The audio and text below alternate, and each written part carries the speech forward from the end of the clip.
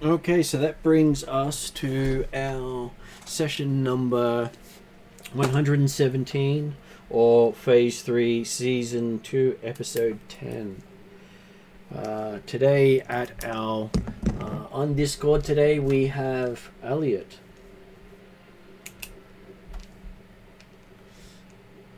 Who can introduce his character, I'm sure.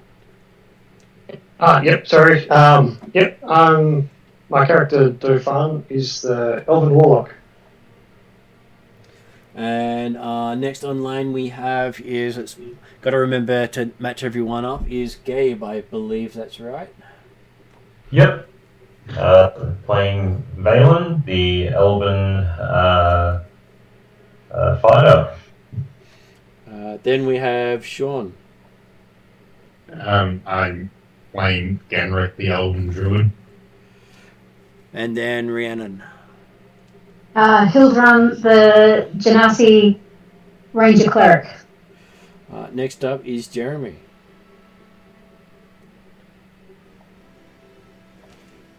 Who is currently on mute. Indeed, not that I said myself on mute. Apologies. Yes, I'm playing Dimitri Dimitros, the Soldaran, wise man, all-round generous soul, going to give of his very essence and beliefs to help save the world in the crisis that it's currently in. He's stepped up from his own so humble beginnings as a peasant in a first peasant of the Soldaran people, down by the Titans, and really big step that the current ruler is possibly not completely all bad. And therefore help support him and get him onto the phone, and get the phone for him in that kind of thing. Well, he has promised to sever contact with his home nation, so that can't be all bad. Exactly. That's right. Just zooming in so they get an idea of where they actually are on the map. And last one online today we have is Martin. So I'm playing a medium wood elf. It seems like there's a lot of elves, which is okay with me. He's a monk. He's a monk on the path of the Kenzai, and his hometown is Darrakan. Though he has a domain in Radleb Woods nearby. His home clan is in the Elven Woods that we've just been visiting. No, his home clan that he's claimed is in the nation that's crumbling. Oh, is it? Yeah. He set up his domain in the Kalari Elves area, but the clan he's claimed is in Alfheim. Oh, okay. Is that the Fatal clan? Yeah, that is correct. Cool. So all the clans of Alfheim that your characters may or may not be associated with are currently packing up and leaving this world. I'm sure it has. I'm sure it has no indication on whether you'll succeed or not. But hey, if they're not on the world when the Master reaches one of the trees of life, they're sure they won't be the ones killed. Unlike some people, the elven race aren't out to help the world.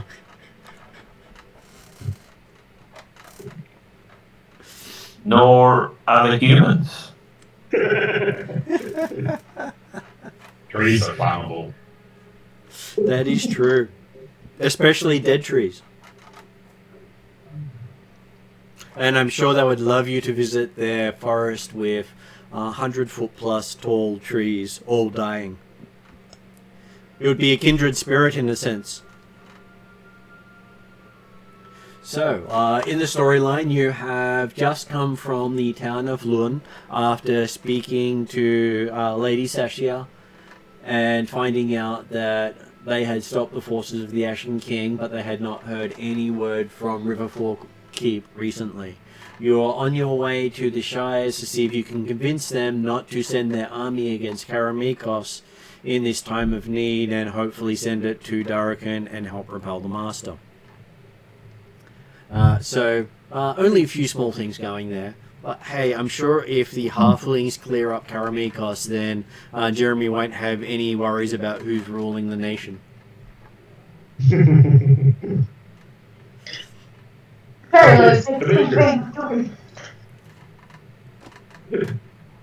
So, in the last session, you had travelled north, spent the night on a hill with a being that was watching you and keeping you safe. I'm sure they won't demand a price for that later. I'm sure you're perfectly safe. I'm sure I'm the one left by it. And you then got up the next day. We're heading for Riverfort Keep, and when you were reaching the first fork, you saw an army of hobgoblins fighting something which you couldn't see, with occasional demons rising up out of the battlefield.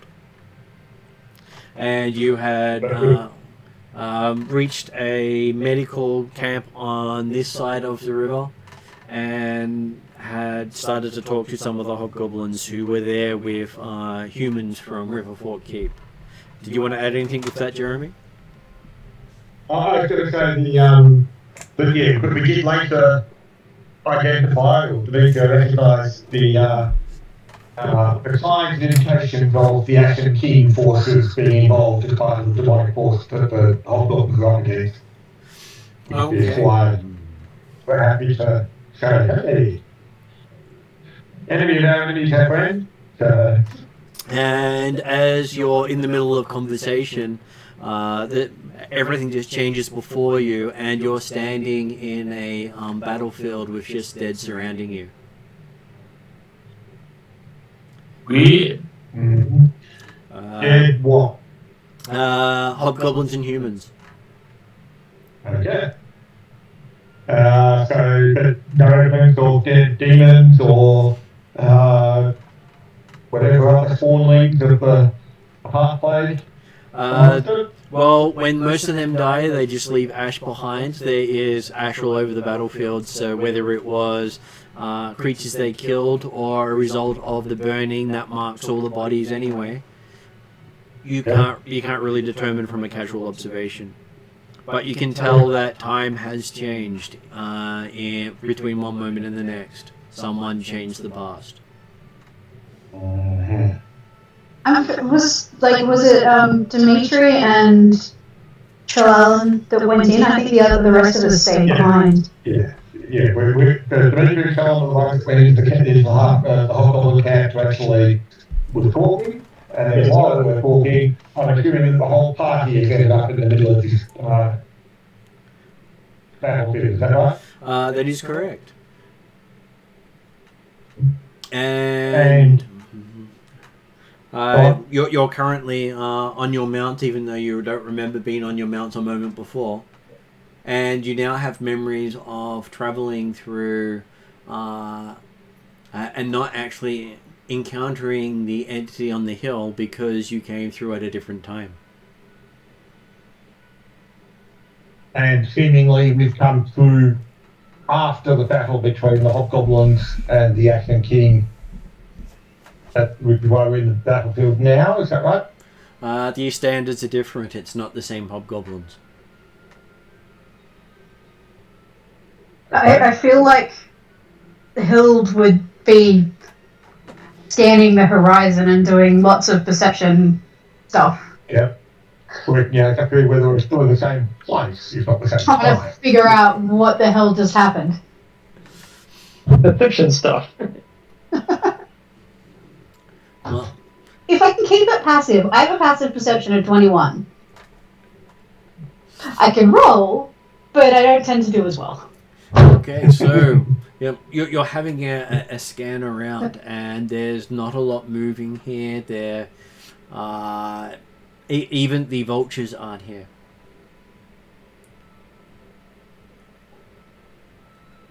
Is Valen able to do, like, is Valen able to perceive what's going on with the weird time perception?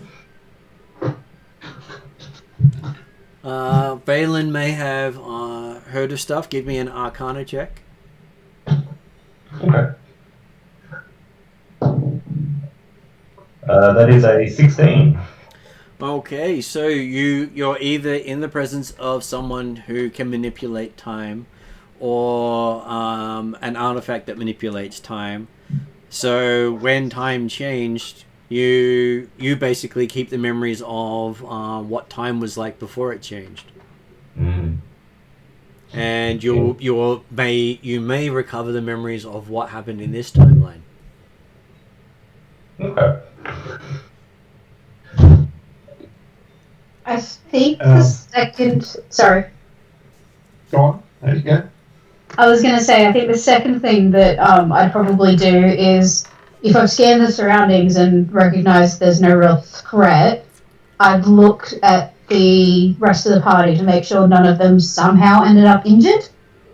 None of them look injured. They don't even... They look a little confused.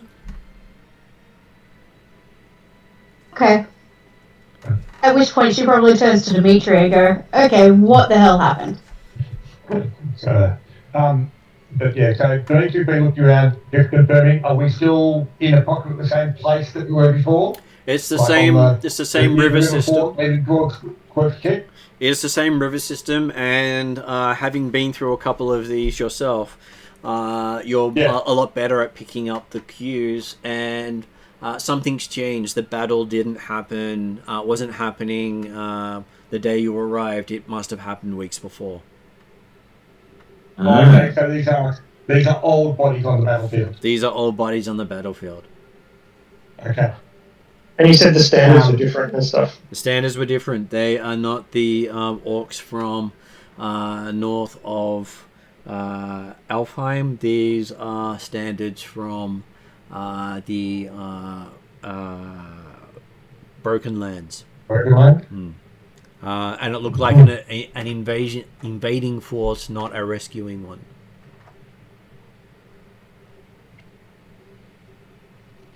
Mm-hmm. So it would appear that yes, the humans, the dead humans and the dead hobgoblins were in battle, not working together in battle. It does look like they were fighting each other. Yeah. And you also pick up that you're not sure the Ashen King is in this timeline. Nice.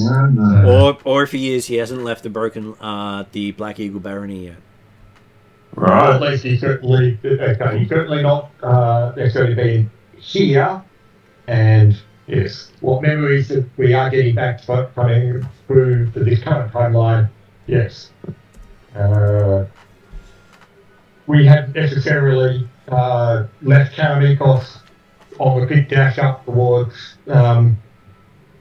Luln and the fort that's down from Luln because of threats of plague or things like that coming out of Black Eagle Barony, is that correct? You were on your journey to convince the halflings not to attack. So that part of the story was still the same, just that you didn't have the other pressing need. Exactly, yeah. So then, yes.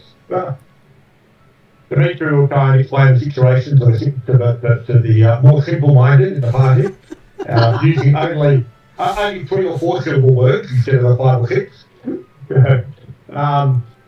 Describing the idea that yes, because you also notice that the sun has returned to its natural brilliance. Is that correct? It has, and the seasons had started as they were meant to. They were not delayed by 2 months.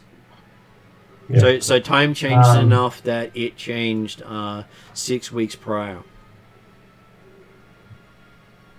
Is this time changing something our characters would have experienced before at all? Your character's not yet, because you've not been close to someone or something that can interfere with the effects of time changing. Yeah, okay. So looking very confused. In fact, the answer is yes. Your character probably had been involved in time change before. It's just you didn't know it before. Right. Well, yeah. Shane's slightly confused and very confused there. Yep. Okay, so the Dimitri will explain the fact that, yes, it would appear that authors have helped to correct previous problems and hopefully put the primals back where they needed to be, at least temporarily, and hopefully that means they haven't, that the power hasn't returned to the master, but yes, okay, all good. We should continue onwards. Wait, the summary is all good? Can I like Along with the competition that along with the bubble. can I like do a quick prayer to Virtuv to see like just get a feel for is everything okay? Okay, give me a religion roll as you say your prayer. You've got to understand though that there's a difference between everything okay and things are better. Ooh, I have 0 on religion, but just rolled a nat 20. Okay, so next thing you know, you're standing in some form of primal forest by yourself, with a great beast stalking out of the forest towards you. Or draw those to that if you want to. I think she would sort of recognize what's likely to be happening. So I think she'd probably bow her head. Well, it's the first And, time you've called on him in his homeland. True. You've never been But to she his might have homeland before to heard visit. about it from her mentor. So Remembering her mentor came from this place. if you called upon him from the northern reaches, you would get a more Norse welcome. Alright. But But I don't think she'd feel worried. Yeah. So yes, you can feel the presence looking at you and wants to know why you have summoned him. And I don't quite know how much I trust the people I'm with. Something changed. Is it a good change or a bad change? Neither, it says. All change is generally good and bad. Has it harmed you or your lands in any way? Not this time. But it has harm to the lands that you're in. Lands I'm from? I know the lands that you're in. Okay. Is there anything we should be doing or should we continue our course? He believes that you will know what to do when it's time to do something. Okay. You get a glance of a what looks like a centaur with elk horns, and realize it is one of Zurchev's avatars.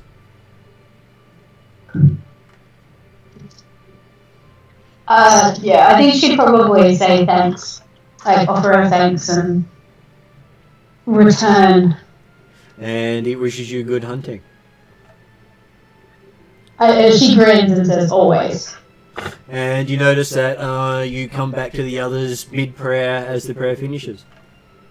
Thank you.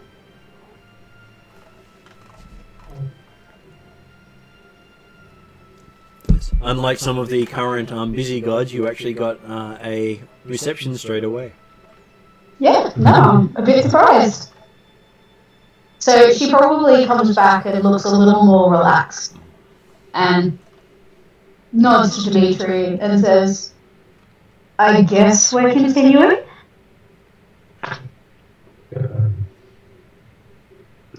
Yeah.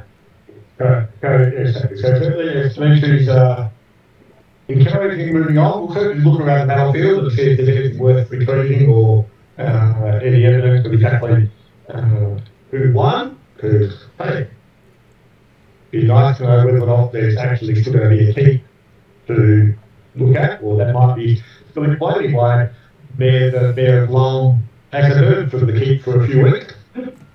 Okay. Is that memory still accurate? That memory is still accurate. Apparently some things don't change. Sometimes the reason behind them does. Yeah. And whilst we travel, Dimitri's happy to fill in additional details on the sorts of experiences that now that you've been collected amongst the Adventuring Investigation Bureau, the sorts of things that, hey, life can be a bit more interesting. I'd probably also point out that I have been warned that the change has harmed where we are.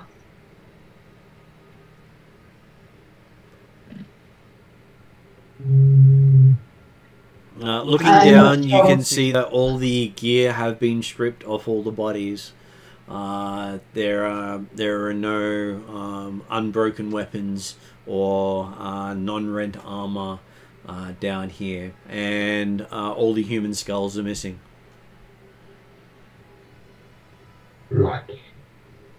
I think the humans might have not fared well.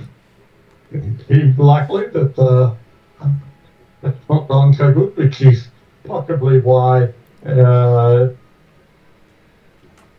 your colleague suggested that things have gone worse to the immediate surrounds. Yeah, skulls missing is never fun. That would make sense. I guess we should be cautious.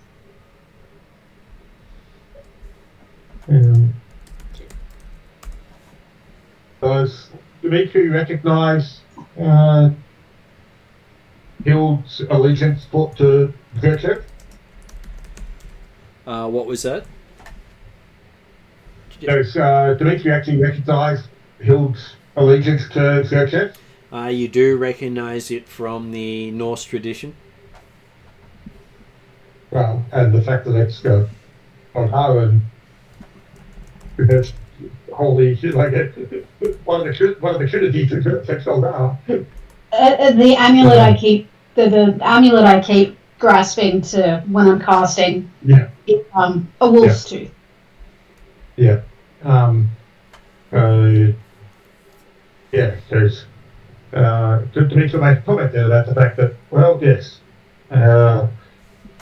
Zurchev is certainly much more likely to be supportive of the human population in this area than he would be of the hobgoblins. You do know him as the protector of the forest races, so he cares less about the people than he does of nature. Might think of a different person. Zurchev was one of the three of the Treldaran gods. Yeah, that guy. Yeah, he was. Yeah, but okay. Yes, he was definitely the more nature orientated of them, but he was still originally a Treldaran hero. So So from Dimitri's perspective, he certainly, hey, yeah, because obviously, Dimitri's more interested in the human and the Caldara side of it rather than what they might have actually really gone for. So,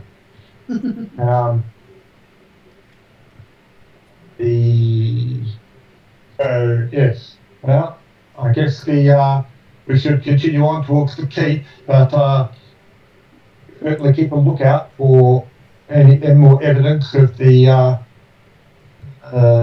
barbarous humanoids. So, Dimitri, how far away is the keep? It would be about 4 hours ride.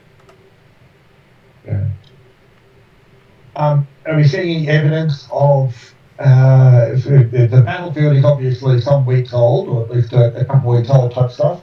Can we see any evidence of recent movement or tracks? Nothing looks recent, and none of the battles seem to have taken place far to the east. It seemed to be just around the fork in the river that you're at the moment. Is there any obvious signs, I guess, of where the victors, I guess, would have marched off, leaving a trail, that sort of thing? There is no trail.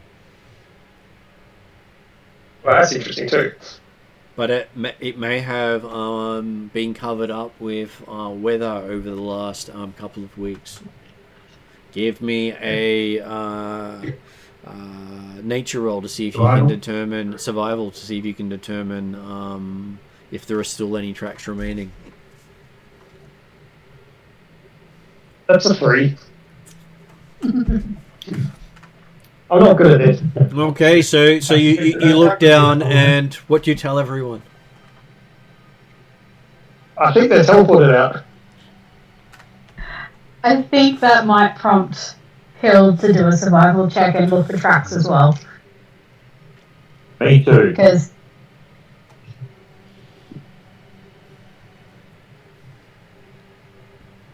I got a 19. Okay, they may have teleported out. You can't actually find any traces of tracks after this time. How about you, Martin? 23. Looking around, there are faint traces. You believe they may have travelled by boat. Okay. Upstream or downstream? Unfortunately, you can see marks of boats, but it doesn't tell you which way they went. Okay. It's been too long. There's a fair chance they might have come from one way and gone the other, left the other way. Maybe. But yes, if we reach the keep, we'll be able to at least find out whether anyone is left there. Hopefully there is. Okay, so you mount up and ride on? Yeah, I think I'm going to do my usual scouting a bit ahead off to one side, sort of being alert thing. Okay, as you're watching the road is only the width of a single wagon, and there's debris everywhere either side of it. So you'd be going at a much slower pace to be off the track. Then I'll probably stay on the road, but a bit ahead. Okay, so you reach the other river before everyone else. I will give you either a passive perception of your choice or a perception roll to potentially see more. You always get a choice. Let's go for a perception roll.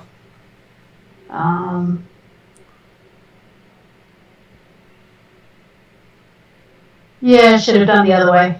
12. Okay, so as you're looking here, yep, this looks perfectly safe. Not a problem here. Okay.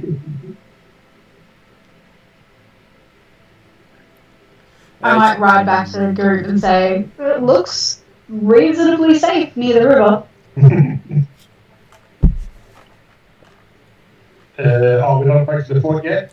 No, this is just getting to the ford, last ford before the keep. But is that not the fort that we remember getting to with the medical camp previously, is that right? No, that one was about hour and a half the other way. Yeah, happy with that. Okay. I'm still feeling, like, I'm not completely relaxed. I'm still feeling cautious.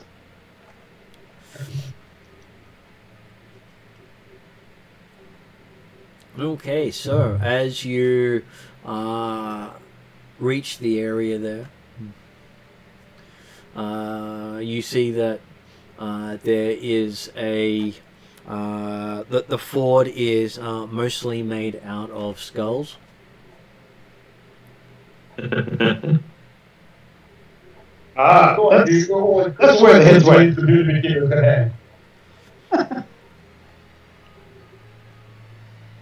And they are done in such a way that the eyes are staring up at the people walking across it. That's less of a good sign. That means they had time. But they didn't have time to remove the eyes. I think that would probably prompt me to do a primeval awareness to sense aberrations, celestials, fiends. What is it? Aberrations, celestials, dragons, demons, fae, fiend, and undead within 1 mile. Okay, you definitely get dragons and fiends and undead. Oh yeah. Is it any different from my usual checks where I pick up undead? Is it just, am I just sensing it from Drazzle and Co, or? Well, it's hard to tell because it doesn't really give you a direction or a strength. Sometimes it can feel stronger, sometimes it can feel weaker. Unfortunately, you don't have that much control over what it tells you. And sometimes it's just like, ding! We tick this one, we tick that one, and we ignore the others. I'd probably say, tell the others that I sense these things, but I always sense dragon and fiend when I'm with you guys, so my only concern is undead.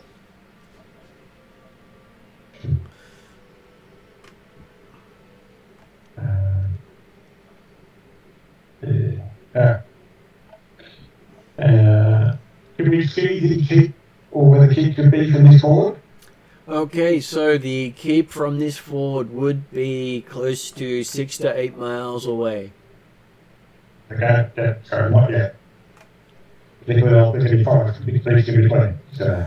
And it would be on a hill overlooking the other river, so you've got quite a while to get to it. Yep. Have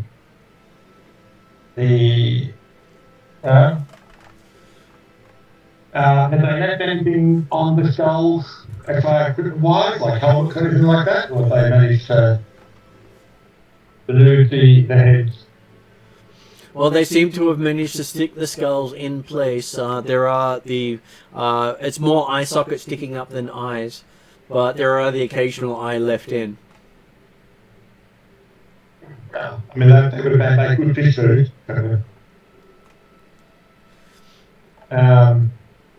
Yeah, but they weren't wearing helmets or anything like that? The skulls are not wearing helmets.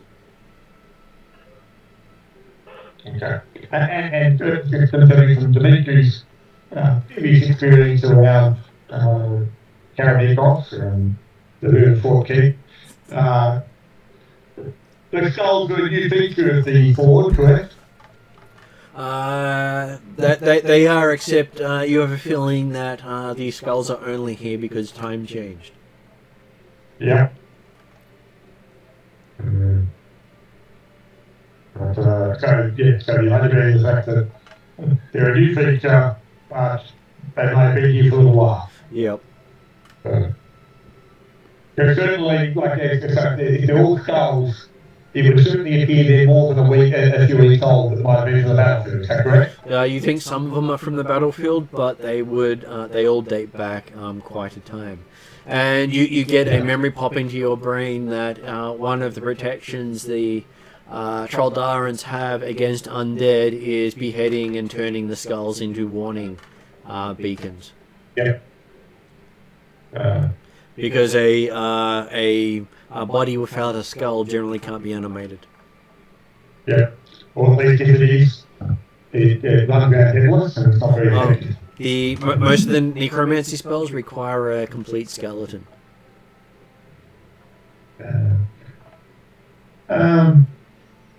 So, okay. So, okay. It would appear that the hobgoblins may have had an impact on here, but it's not necessarily completely abnormal for the fort. So, we should keep moving. Great. Not there yet. Okay, I follow your lead. By moving, do you mean like over this ford?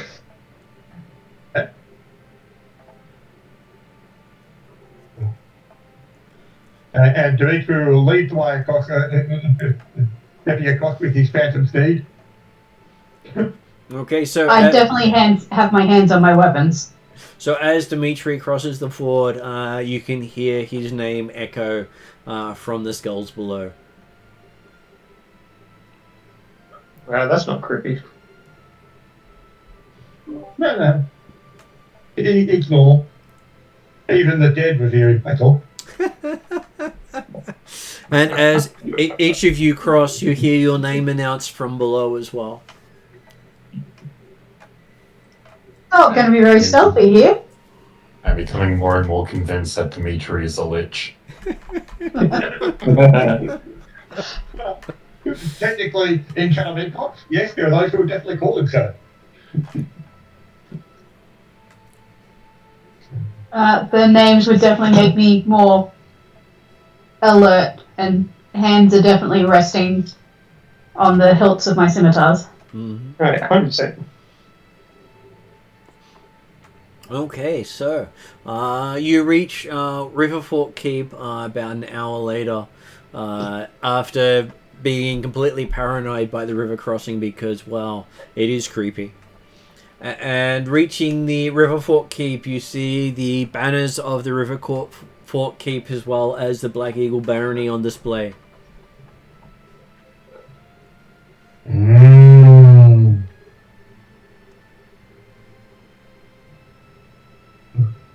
Certainly from Dimitri's awareness, the Black Eagle Barony should not be this far north. Is that correct? That is correct. As far as you know, they help no one. Yes. or yes, that's right. The idea being this Black Eagle Barony is flying the Baron here, then the extent of the Black Eagle Barony is extended. They don't necessarily, they're not here to help the River Fork, but they're still flying though the banner of Karamikos? They are still flying the banner of Karamikos. And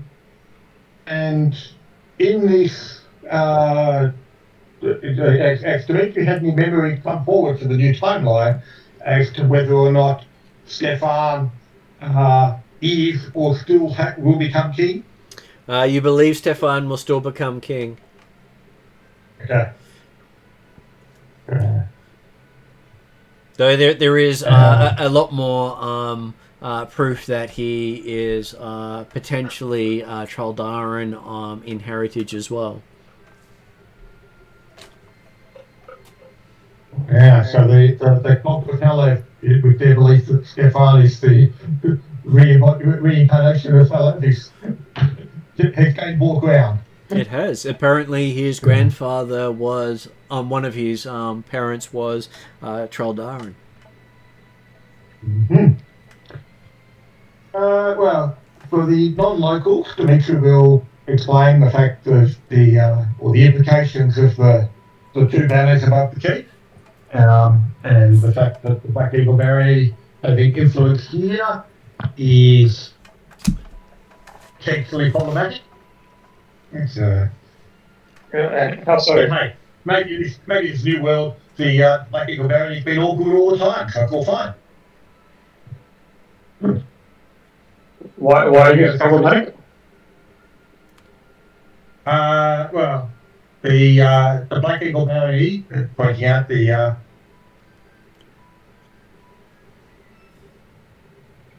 hierarchy for the family,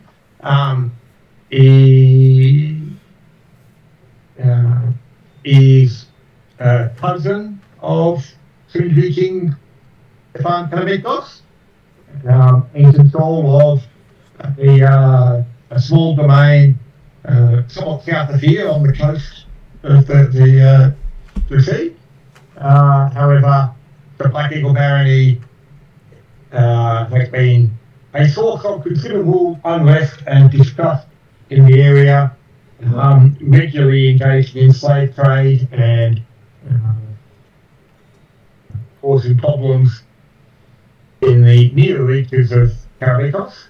But given his royal connections, it's not diplomatic for Stefan to actually eliminate his totem. So, okay, I understand. previously, or usually, they've been confined somewhat for the domain down to the south. So the idea that there's influence of the Black Eagle Barony up here is potentially concerning.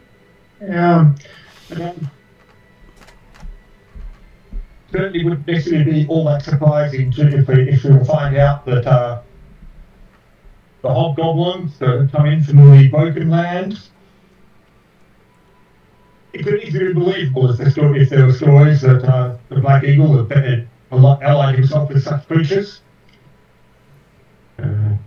Possibly on the idea that then he'd have an excuse to come and rescue the Riverfort Keep and thereby extend his influence.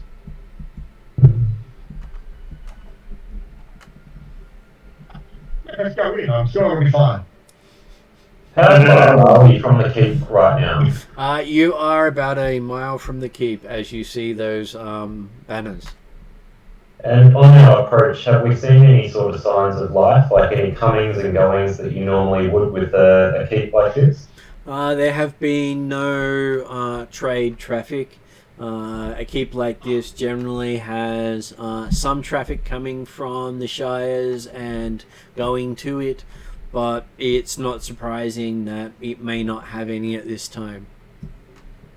What about like the animals, like the birds? Can I hear or notice animals that I would expect to have in this area? You would expect there to be some sort of animal life in the area. You see no birds at all.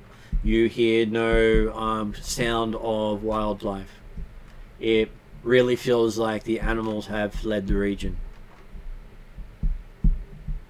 And from our vantage point right now, can we actually see or detect any sort of movement within the keep itself? You cannot. They have the big structure. There appears to be pennants of their different flags flying. They have the main door to the keep is currently open.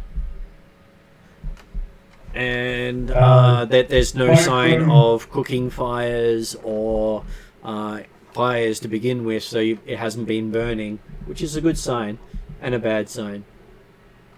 But yeah, there's no smoke from kitchens or porches or anything like that either. There are none of those either. So while you determine what you're going to do, I'm going to duck to the bathroom.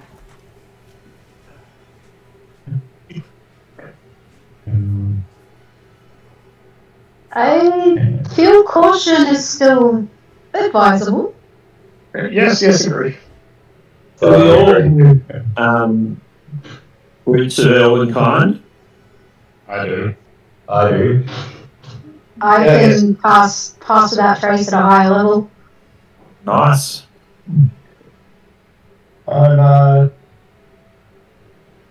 not necessarily certain that it's necessary to hide close to the keep. We're still moving to open terrain in the lead up to it. You can move silently, but nothing's going to be seen. I could not be seen. I am willing to be guided by your wisdom, Dimitri, but this doesn't feel right. I agree, that's about the case. As I mentioned, with the Black Eagle Bounty flying there, that's certainly not where it could be. But yes, and so I'm happy if you people, if we want to actually approach without being seen them at all, we can look at that option, but as I said, one of the key things is not designed to be unobserved, non-circumstances. So if you can change form, that's one way to get there unobserved. You can be one of the only flying creatures in the sky. I feel like that seems like a job for me. Like, do I have access to flying creatures? It's a bird. It's a plane. No, it's the next level of druid, is it? I think it's like level 8. Yeah, level 8 and challenge rating 1. I will turn into default generic bird. What, not Black Eagle? I will turn into a crow. Mm-hmm. Okay, so as soon as you turn into a crow, you get a sense of wrongness in the area. Oh no. Core.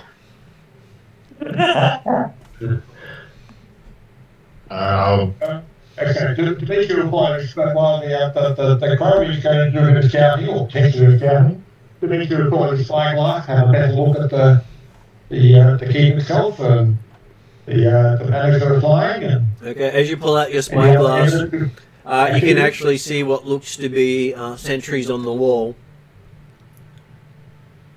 I could do another primeval awareness, but I'm not sure I need to burn a spell slot. It feels like that undead stuff might be centered around it. I don't know that he's looking at the effective on the walls.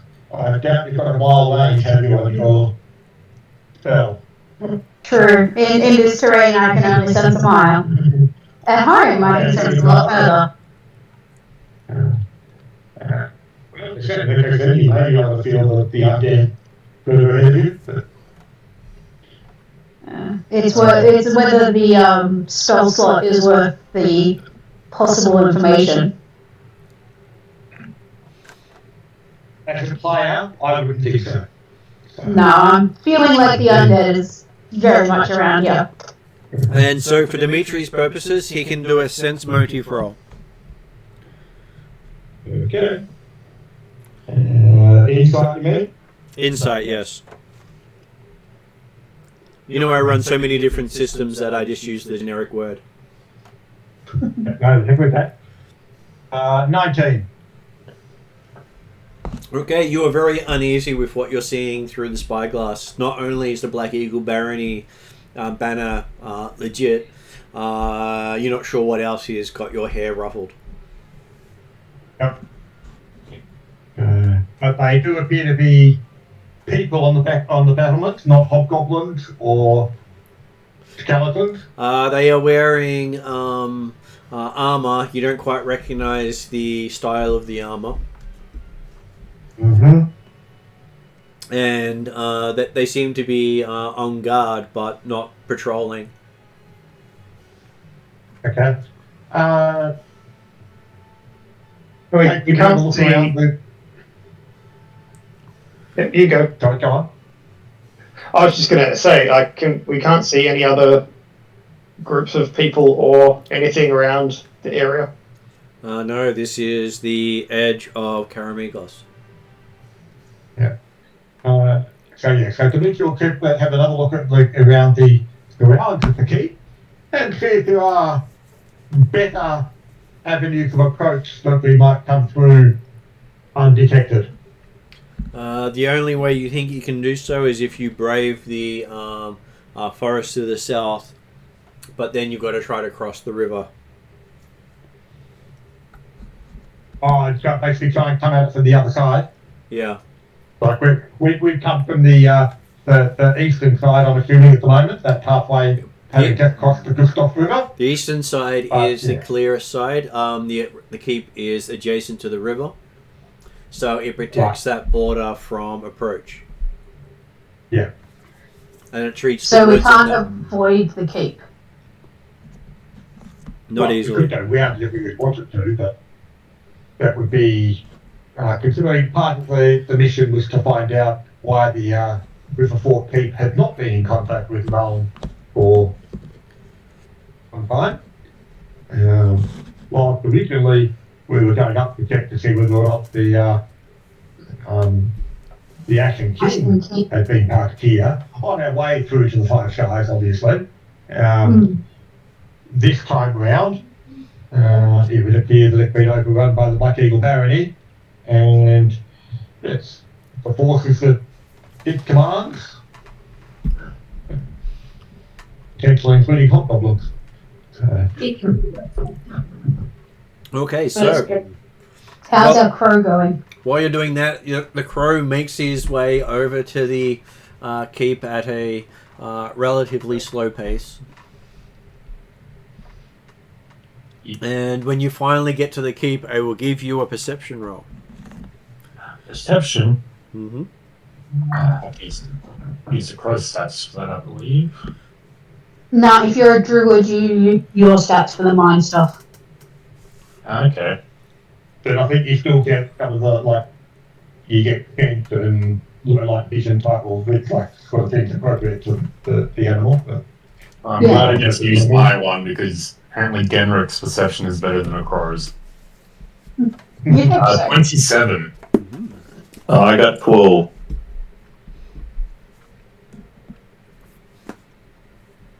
So did we have two crows fly over there? Oh, no, don't worry. I'm more than happy for Trellin to have somehow tagged along if he found a way. Well, I've got an eagle eye longbow, which allows me to see 1,200 feet, and allows me to detect anything that's small or above. So I don't know. It's still slightly further than the 1,200 feet to the keep. Okay. All right. We're a mile away. Okay. But if you had a way, I was going to give it to you. So at the moment we have our crow landing, you don't quite land. You do see that the troops at the walls seem to be quite disciplined until you realize, wow, they're all undead. Oh.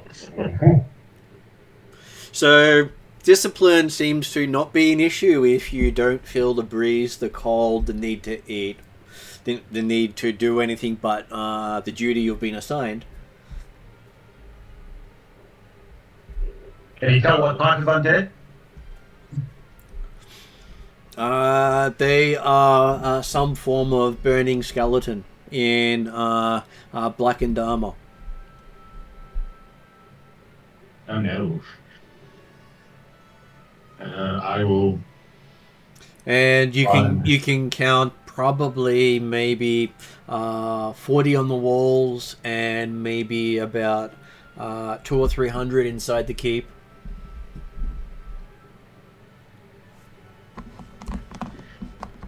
They're apparently armed with bows, or they're not being told to shoot at the bird life? They don't seem to be bothered by the bird life. So they do have bows. They do have bows, and their bows do seem to be an older design than you're used to.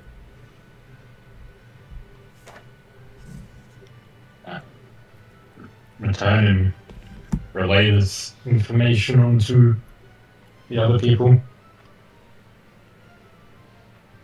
Did you happen to see a dock with any boats by any chance? I don't think so.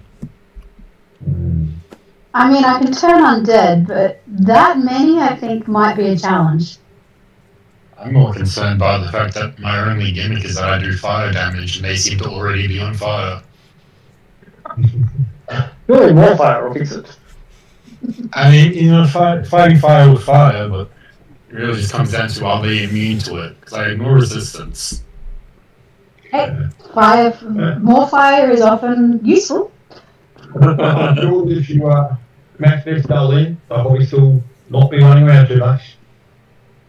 Fight fire with fire. I mean, I've got radiant damage stuff, and I can turn undead. But as I said, like that's a lot of undead for me to be turning, and I'm not sure they're at challenge rating half. And there's also the aspect of, considering the numbers, there's presumably someone controlling them there too. Yeah. But the so from what you saw type stuff, yeah, there was certainly no evidence of living people in the keep still. Not on defences. But yeah, it's not amongst the ones in the courtyard area or something as well.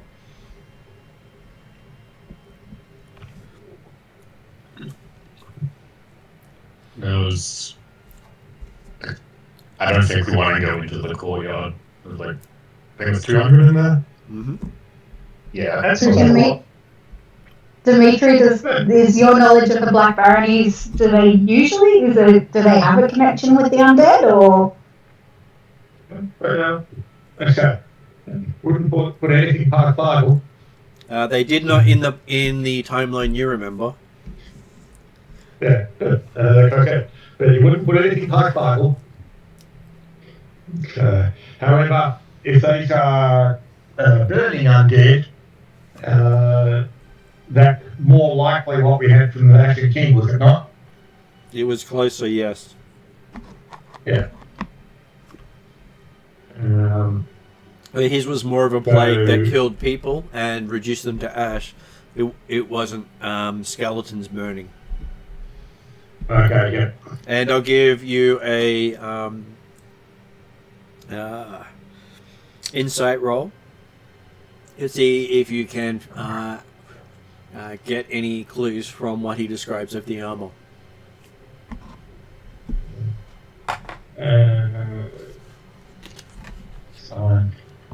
14. Okay, with a 14, there is the armor does not match what the Ashen King's forces were using. No. Arguably Black Eagle. That doesn't match what you know of the Black Eagle either. And you actually mentioned that he noted that the bows were a somewhat older style, is that correct? That is correct. Yeah. Likewise with the armor? That is correct, yes. Right. So, what's our priority? We could try to sneak into the keep and figure out what's going on. We could attack the keep, which seems bold.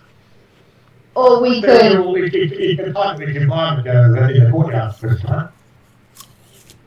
we could decide our priority is getting the armies that we're after from the Shires.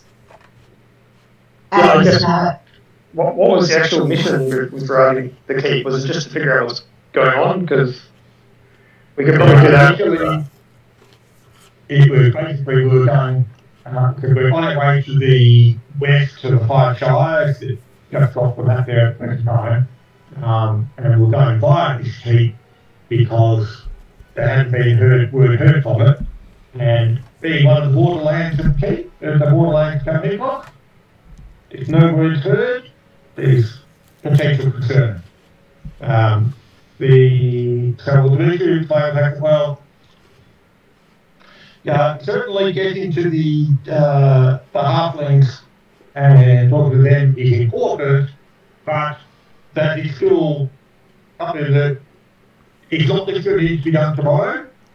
we've got at least another few weeks for that to get there and then start talking with them. So, whereas an unknown force controlling undead here is in the borders, particularly if it is evident that the Ashen King, which in this timeline apparently hadn't got out of the Black Eagle Rebellion yet.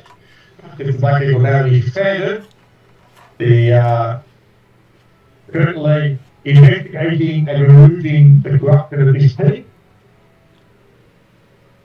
has become priority one. Has anybody got sending? For the next couple of weeks, or the next few days. Could we send a message to, what was the name? The person who sent us. Just trying to find my notes. The mayor of Lowell. Yeah. Mistress Lady Lady Sashia? Sashia, yep. Could we send a message to her and at least warn them in case for future reference, and maybe she'll be able to send some sort of backup and we can maybe attack it tomorrow? Well, any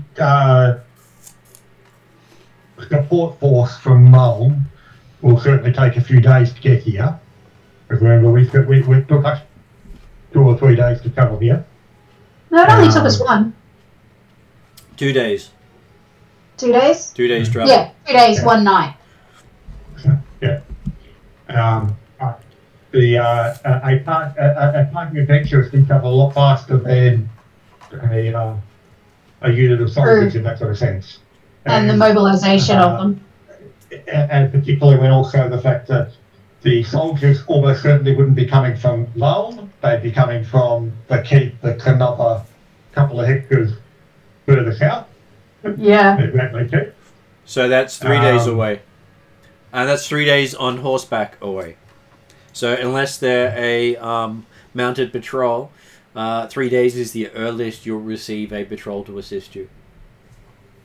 So either we go in brazenly or we try and sneak in, avoid the outer layers of defense and try to get to the core fast. I think if anyone can send a message, I think it's still worth it. Obviously, considering the mission was to find out what was happening, I think it would be good at least to update them. I don't know, maybe they don't want us to attack it. Dimitri can provide a sending or message, which is sending. It'd have to be sending at this.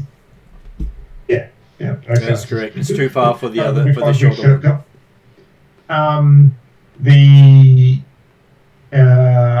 And yet that'll only take a few minutes to set up and send off. But so it's the sort of thing that technically Dimitri is of at least equal, if not senior rank to the ladies Sashia. So But he is of equal rank. Equal? They are equal ranks. They're both lords of Karamikos. But then Trellin is also of equal rank. Yeah. Woohoo!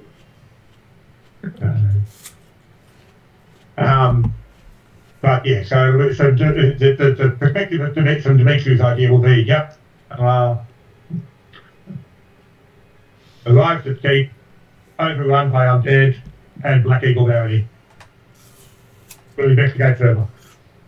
Is that still less than 35 words?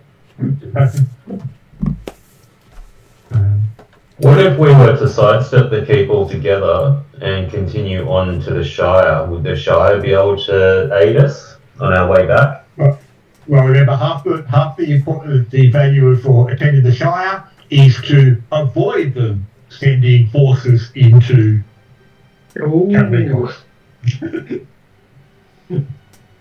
So, and yeah. Well, And are you suggesting you can't handle a few undead? That's right. Let's do it. A few hundred is. Who exactly did Dimitri send the sending to? Well, he'll do it a couple of times. He's got his ritual, so he can do it quickly. So he'll send one to Lady Sasha, just in response to the fact that she mentioned that haven't heard much from Riverfort yet. If you're on your way through, yeah, they're going. But he'll also send one to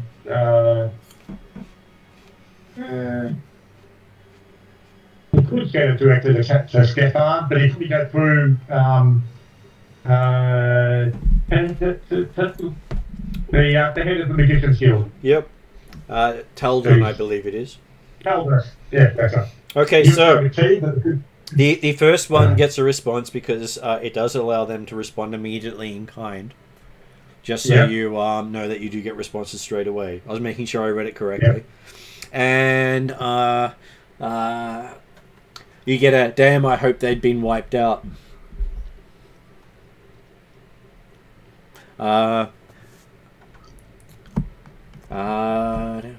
You should check on them. From Lady Sasha. Mm-hmm. So whatever the timeline is, she still doesn't like the Black Eagle Barony. Yeah. Well, presumably she doesn't like the Black Eagle Barony. She actually said that she wasn't talking about Riverfort Keep people. Damn, I hope they did write down. That thought had crossed my mind.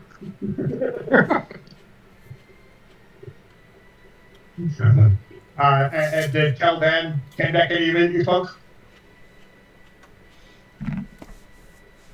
Taldon says, you should fly your flag.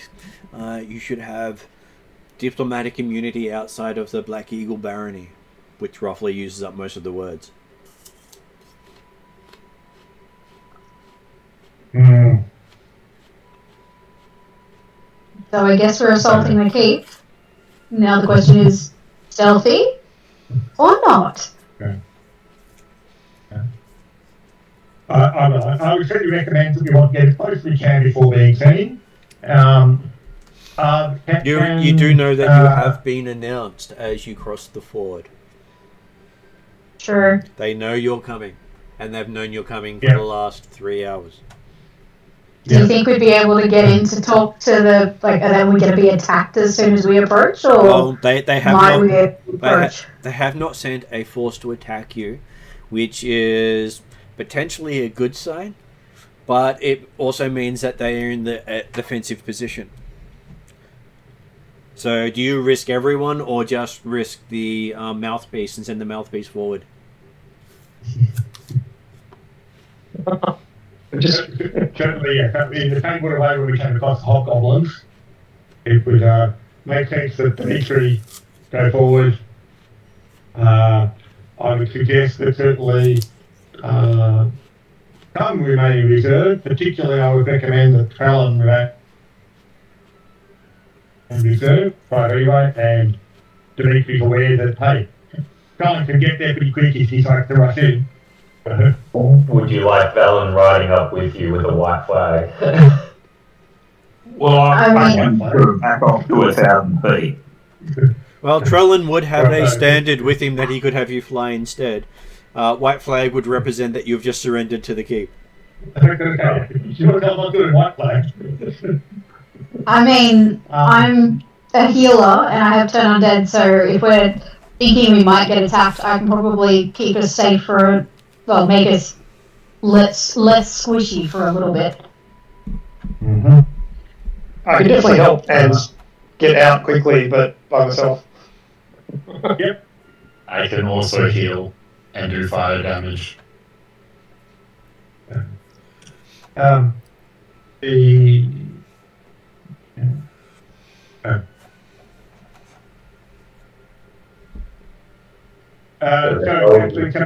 crossing the ford, is that going to be like, is that going to be something that would basically or warn the keep that people are coming, but not necessarily give identifying features other than numbers? Well, you think it gave your name as it called it out to the keep?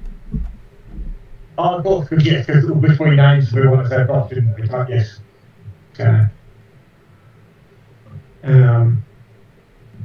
Which is generally not magic that Karamikos uses, so you're a bit surprised to find animated remains being used here. Just quickly, what actually happened to Drazzle and the like? Are they here too? Drazzle and his horse is here too. He's just standing in the background trying not to be noticed. Okay. Succeeding most of the time. What is book? I don't think we're probably from Colin's perspective, the idea is you have to split it down to feet, but okay, where if it clears the terrain out to a mile, then we're talking about 5,500 feet away at the present time. So,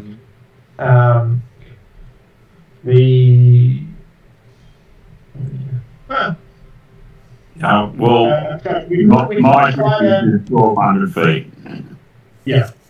Okay. Potentially we could try and sneak in at night or something like that, but I'm not necessarily seeing the value in that really. And you only have to wait half an hour for the sun to set to enter at night. Okay, but the nature of probably work on the idea. He's willing to go in, displaying his banner as a noble of Canberra,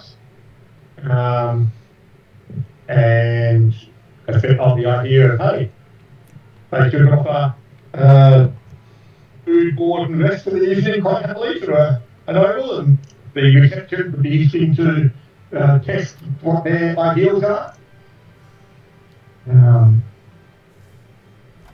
I'm happy to follow. Aren't they? Well, there's undead control. There's undead soldiers on the battlefield, or on the battlements. The undead are not like, well, certainly those undead are not likely to be controlling the fort. It's more likely that something has animated the undead, and looking at considering the fact that the armor weapons appears to be quite old. Should you aware of any particular battlefields or graveyards around this area where they might recently animated undead from? The entire nation is considered a battlefield. Yeah. Because a huge army of gnolls came through here in the time before the Traldara formed and wiped out the majority of the people. But the armor is fairly consistent though, wasn't it? From what you could see through your spyglass, yes. Yeah. But yeah, so what the main important thing is the fact that, okay, yes, the Black Eagle Barony and Bargle the Infamous have extended their influence up here. But technically, the warden or leader of Riverfort Cape certainly wouldn't necessarily be able to exclude a visit to the Baron if he came to come through. It's pretty explained why the flag is flying for the barony alongside the standard home for the Riverfort Cape. The fact that the battlements are manned by undead is certainly less common. And of course, we're dealing with the fact that apparently the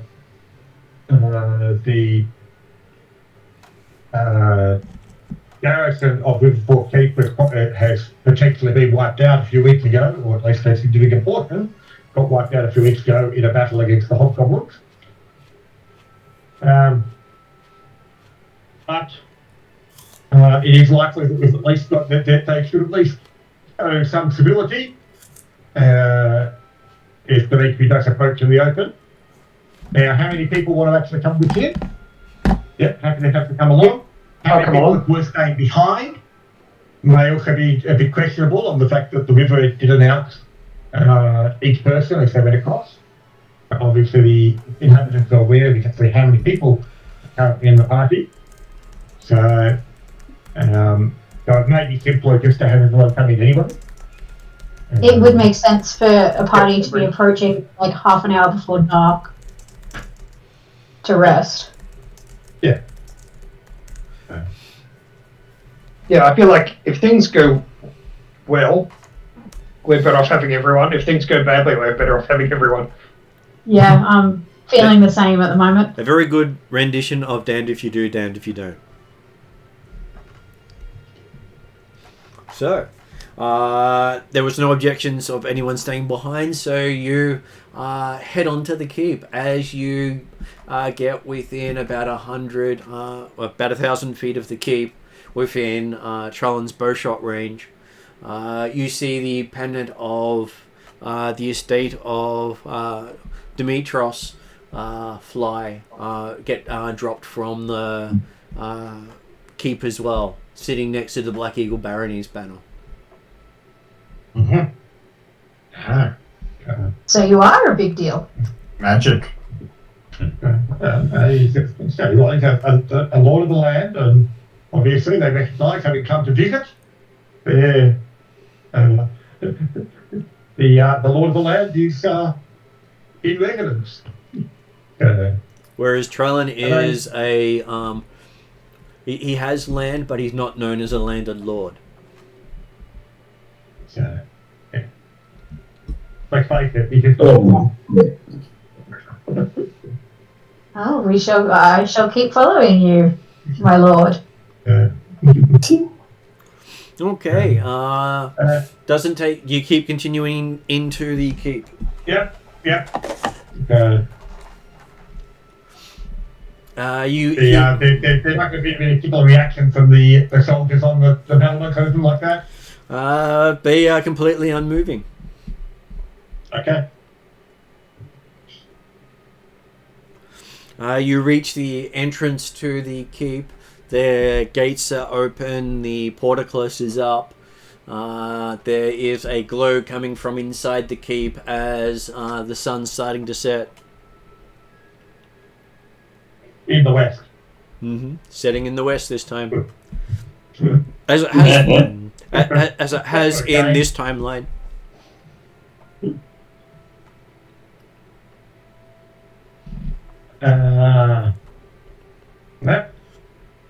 No welcoming party as such. Just an open door. Just an open door. Yep.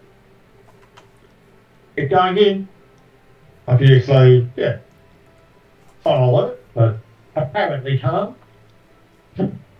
As you walk through the inner bailey of the keep and into the courtyard, you find that there is 200 troops in Bronze Age armor that's all blackened. The designs of the Traldar, not the Traldarans. And as you come in, they all salute. You see that there are a group of 10 horse riders also standing still. It is always creepy looking at a horse that is not moving at all. Okay. Definitely still? Definitely still. And all of the troops here have a inner fire inside the armor, lighting up the armor. So you're now being reflected in the light of Bronze Age armor lit up by firelight. I've seen this before. Okay, great. You kind of think, yeah, hey, this is pretty fine example. So I can work with different ancient Taldar workmanship.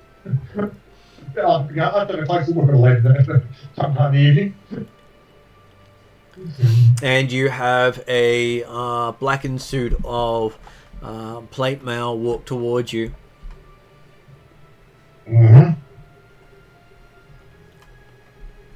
Well, as we probably get to the midpoint of the bailey, like the courtyard area type stuff, or at an appropriate point, Dimitri will get down from the phantom steed and meet or meet the apparent meeting party. Okay, so the knight in armor does a courtly bow towards Dimitri, even though technically he appears to outrank Dimitri, as the knight is the next level up. Yeah, but Dimitri knows how important he is, so perfectly natural and understandable. And you hear a inhuman voice come from inside the armor, greeting you in the name of the Baron of the Black Eagle Barony.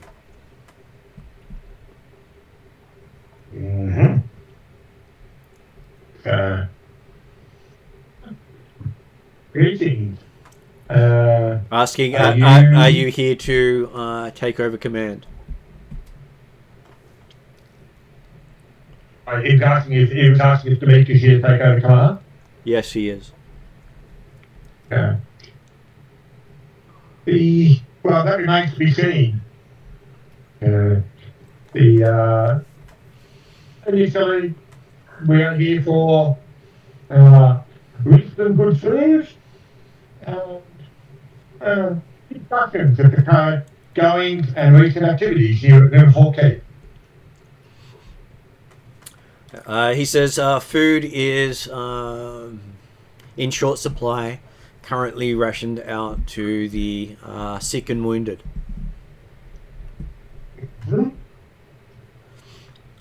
But happy to... we have over 600 sick and injured. Right. Either way, perhaps this is a best discussion for inside. Okay. He leads you towards the keep, the inner keep. And as you get closer, you can all hear the sounds of coughing coming from inside, like a racket of many people coughing inside.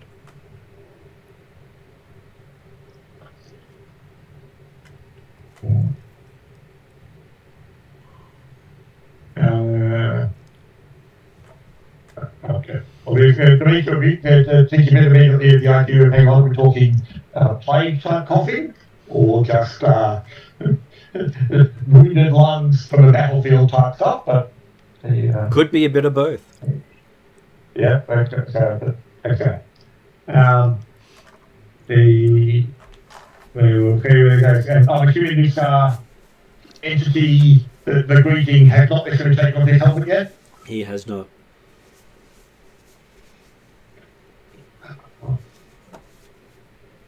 Well, we'll wait till we going through the open door before then.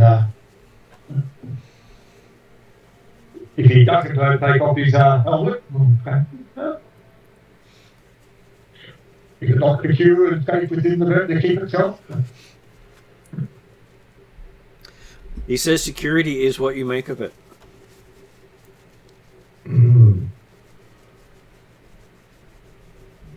Is there any obvious exit? So other than the way we came in, if things go south? There are no windows on the lower floor of the keep, but you can see the entirety of the lower floor has been turned into medical cots, where people are stacked in bunk beds of 3 to a space. Being a healer, could I do either being a cleric, could I do either a medicine or a perception check to see if I recognise what's wrong? Like if, again, like plague or injuries or smoke inhalation or... Give me a medicine roll. This is the perfect time for it. Do that. You can do that as well. Well, do they appear to be living creatures on the cot? They are all living creatures on the cots. I rolled 16 medicine. They are all human. It does look to be some sort of plague. Yeah, one's not going to get too close to any of these people. I mean, I'm fairly secure because of my new magic item, but you know, I'm still. You've got to be aware that excuse me, the plague that was coming out of the Ashen King, the fire plague or something it was called, I forgot off my head, was not necessarily seemingly a natural plague from what the stories and information we had so far. It was a plague and a curse. It certainly wasn't in the previous timeline. So, Jeremy, it was a plague and a curse. Alright. It was a plague and a curse. Because I've got immunity to magical diseases, but anyway, I'd be more concerned about keeping our party safe, so I'd be sitting close to you guys. Yeah, I may or may not have a handkerchief on my nose.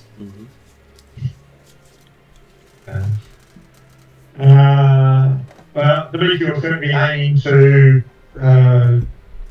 immediately be walking upstairs, presumably with our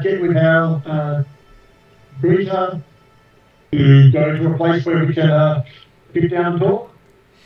Okay, so you find yourself taking up about 2 flights of stairs, and each flight has hundreds of people getting medical treatment until you reach the office of the commander of the keep.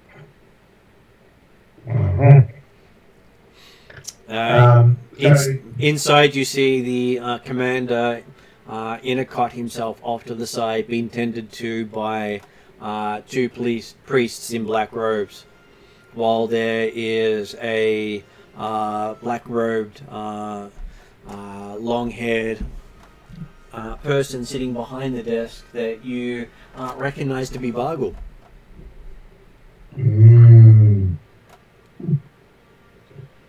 Yeah. And he goes, Dimitri, I see you're here. Indeed. Welcome. Sit down. Take a seat. Take a load off.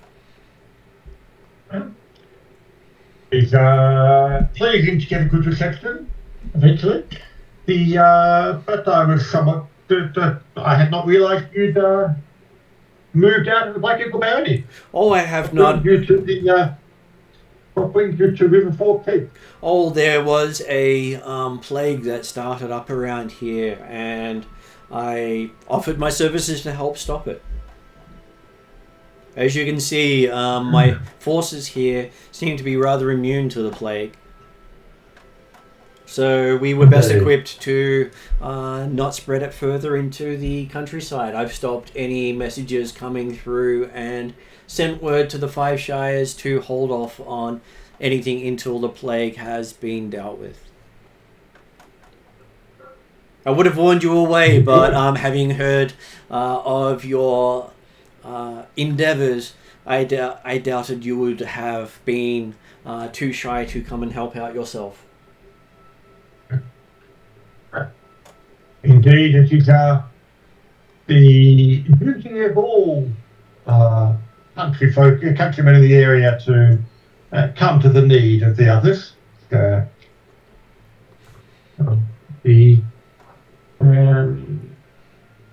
I'm assuming that the knight that originally kept the Greatest and things like that has basically taken up a position very still and scattered beside the door. He has. Yep. So, I guess the question when we're going up the stairs, did everyone come with us upstairs, or did everyone want to be staying behind to actually try and start any treating of wounded or diseased? I'm here to protect you. Accompanying you upstairs away from the sick. Yep. I will stay with the sick. Okay. We have 1 person treating the sick. Oh, I'm torn because the plan was to, I'm here to protect, but at the same time, if Genric stayed behind to do some healing, then I could help out as well. Except certainly, Dimitri would not have made any comment or concern if people stayed down, because from that perspective, we're still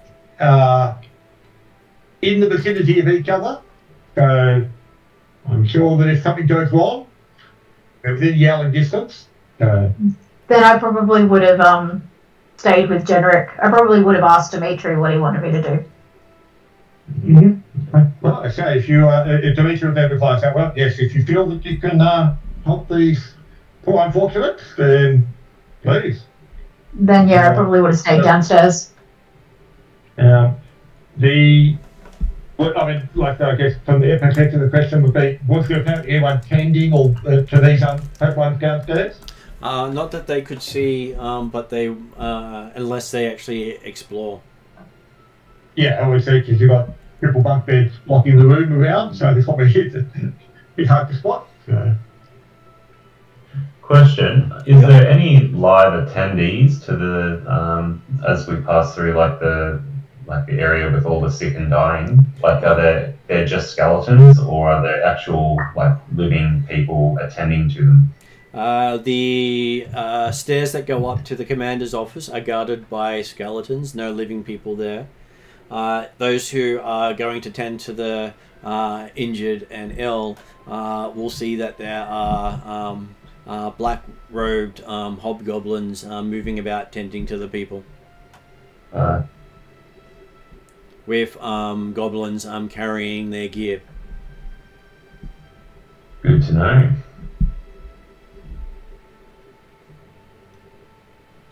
So well, I guess... Sorry, no, go. So Valen's just going to look towards Dimitri and say, shall we? Is it before, are you staying on the ground floor, you mean? No, as in gesturing for you to lead the way upstairs. I guess at this point... Dimitri will currently be going upstairs. So if anyone says that they want to try and stay and at least look and help the wounded here, it certainly be like it. But assuming that our guide at the time has no objections, which is very unlikely. Dimitri has no problem if you want to actually start looking after these guys now that since he saw the fact they were different human, and presumably the original garrison for the Riverfort keep. So. Well, I guess me and Generic are gonna try and take care of and aid the wounded and the sick, and it would maybe see if anyone's willing to give us some information about what's going on. Okay, do you speak Goblin? No, but I speak Common. Okay, Can the sick commute and speak? They sort of groan and cough and gurgle, but they don't seem to be able to get words out very easily. As you see, most of their skin is cracked and broken and oozing. They seem to be very ill.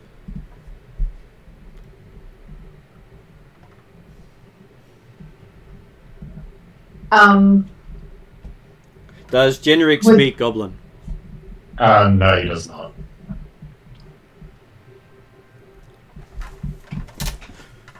I'd probably then be looking for the person who seems to be in charge, even if they are a hobgoblin, because surely they should be able to speak Common. Someone should be able to speak Common. Okay, so as you struggle to understand he just speaks louder and slower. Right. Then I'd probably try. Then I'd probably try and keep his attention, and then maybe cast a cure wounds or a healing word or something to sort of indicate that we're here to help. He hands you a bucket of water with a sponge. Right. And gestures towards the people. What about you, Generic? I was checking my spell list to see if I had like comprehend languages or tongues, any of the spells that allow me to speak a language I don't have. I do not. I mean, I have a healing word, prayer of healing, cure wounds, spare the dying, but he seems to want us to just cool them down. Yeah, I'll help out with whatever he wants us to do. It does look as if the people have a fever, and you do notice that many of his aides and other hobgoblins are basically using their sponges to cool the sick and dying's head. Okay, I will follow suit. Well, remember also that he's probably got no idea of what you're capable of. He's looking at the idea of, oh good, I've got 2 more helpers to sponge people down. How much magical healing is capable they've got, you can't do that. They also don't Yeah. Mm-hmm. I mean, I don't have a restoration, but I could, maybe I'd cast a mass healing word to see if it had any effect. Well, having heard from Dimitri that it is a cursed plague, it might need a remove curse and a remove disease at the same time. Yeah, and I don't have either of those things. Because that was what Dimitri had learned in about 4 to 5 sessions back. That was needed to actually remove this from someone. And I probably would have asked about the Ashen King's plague and stuff, so then yeah, I guess I don't even know if I have access to restoration and stuff yet. I do not have access to disease or curse removal spells. So the 2 of you spend time helping out the hobgoblins, and we move back up to Dimitri and Bargle. So Bargle asks what do you need?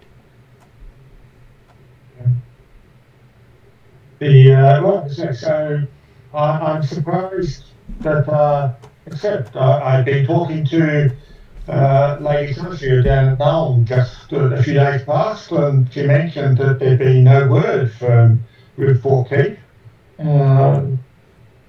Whilst I'm certainly glad to see that the unfortunates of this keeper are in good hands, it would have been worthwhile by sending a message to let them know that the Riverfort Keep, the quarantine zone. He did send some messages. Unfortunately, they were assaulted by a group of the plague bearers, and his forces were pushed back.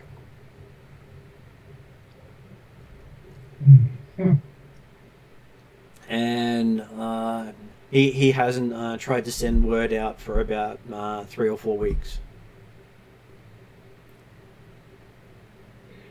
Assuming that by keeping his forces here, he's also keeping the Ashen King's forces in the same place. It would certainly seem that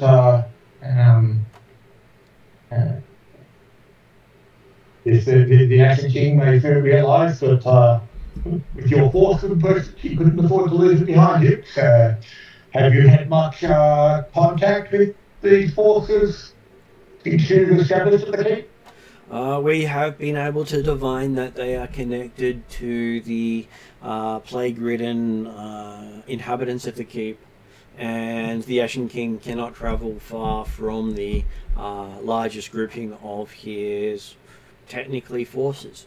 So anyone who's plague-ridden is considered some of his force, so we've kept him close to this while we've managed to keep the inhabitants alive. But the Plague King is otherwise harassed for keep? He doesn't seem to have many active forces left, so we're trying not to provoke him, because if he gets this keep free, he will then have a small army of plague-ridden people to descend upon Lun or the Five Shires. Indeed. So his forces are trying to keep out the plague ridden, and basically will attack the plague ridden on sight. Or bring them back here to heal. Well, anyone who's coming in at this point will most likely be too far gone to save. Have you had much success at saving the folk downstairs? He sighs. He says he's been doing a lot of research. He has stopped the progression of the disease, but he has not figured out how to cure it yet. He was hoping to petition the 5 Shires for one of their masters, believing that their holy relics may be able to undo this curse. But that may be asking a bit too much, considering how much they dislike him. But now that you're here, you might be able to convince them otherwise. Yeah. Certainly it would be advantageous to gain additional help, but do you not feel that Canarikos has the resources to hold the plague itself?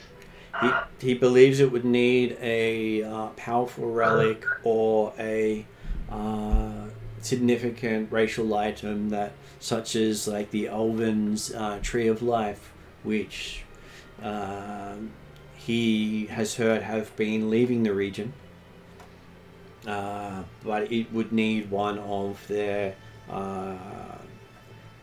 special items to cure people at this point. So the elves do have oil of sunlight that he could potentially harness to do so. The dwarves have the oil of darkness, and the halflings have the oil of starlight. But all 3 of those are very hard to come across. Indeed.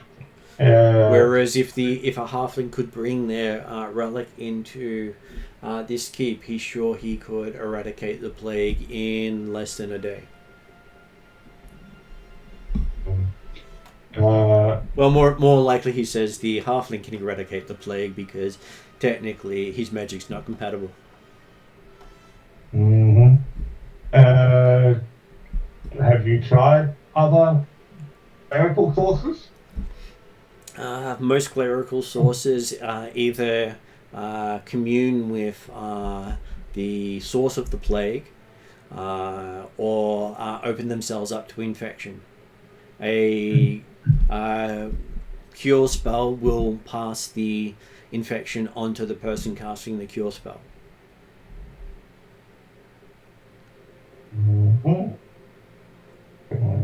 So all the magical healers were taken down rather quickly. And then if they weren't actually taken down, any person they then cast a spell on after that also got cursed.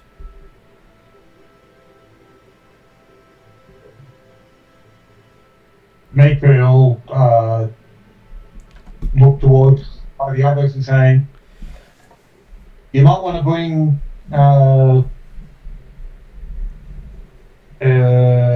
Kenrick and Hill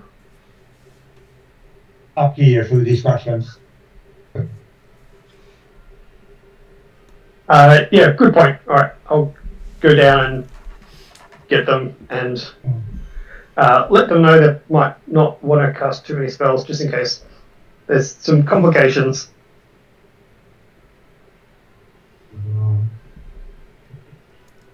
He does. So you do see that Bargle does look tired, as if he's actually been working at trying to solve this puzzle.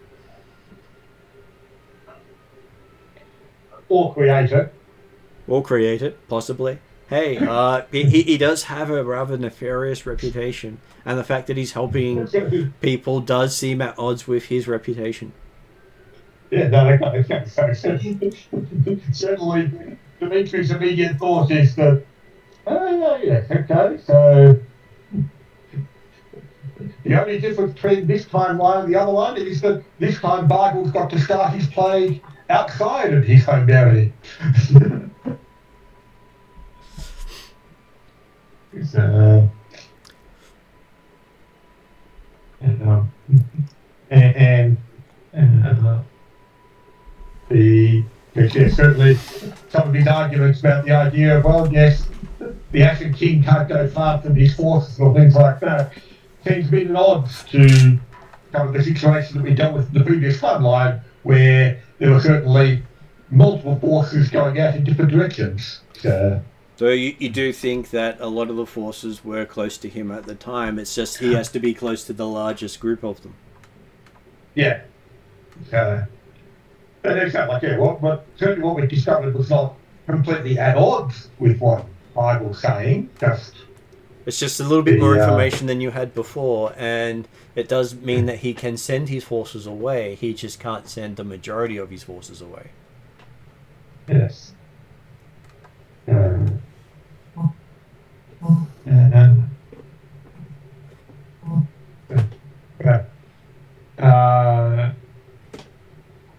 it be okay? Whilst I can understand the idea that there may be certain relics that might support the removal of the plague or the elimination of plague, but what if we were able to catch up with the Ashen King himself? Would that not provide the resources or the research required to confirm what's needed or eliminate it? He says probably, but he has warded the castle from, the keep from the demon that the Plague King is.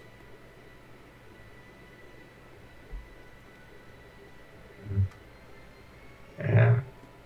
He does not wish the demon to be able to enter the keep. Yes, but but you suspect that the demon is within the vicinity of the keep, where the majority of his plague victims are currently located. He believes he's within at least 20 miles of the keep.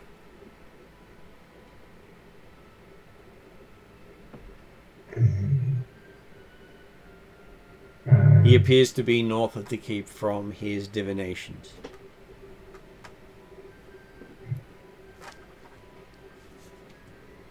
Well, yes. Potentially it would be, I suspect then that it could be fortuitous that my companions and I are here, that we can, rather than trying to aim for some likely dubious help from the halflings, that we can hunt down the Ashen King himself and force the elimination of the plague. He does not know if that will succeed. Even if you do defeat him, the plague may still persist. It may be what keeps him connected to this world. And he does say that he is willing to offer the halflings payment for their time and return a relic they had once sought. A figurehead of one of their legendary pirate ships. Yeah, so specifically the element of the item that the halflings were potentially going to come and invade Fort Fleck, wasn't it? That is correct. Yeah. Well, that would certainly be likely to be positively received. And he does believe that if you can eliminate his forces here, your chances of taking out the Ashen King become almost certain.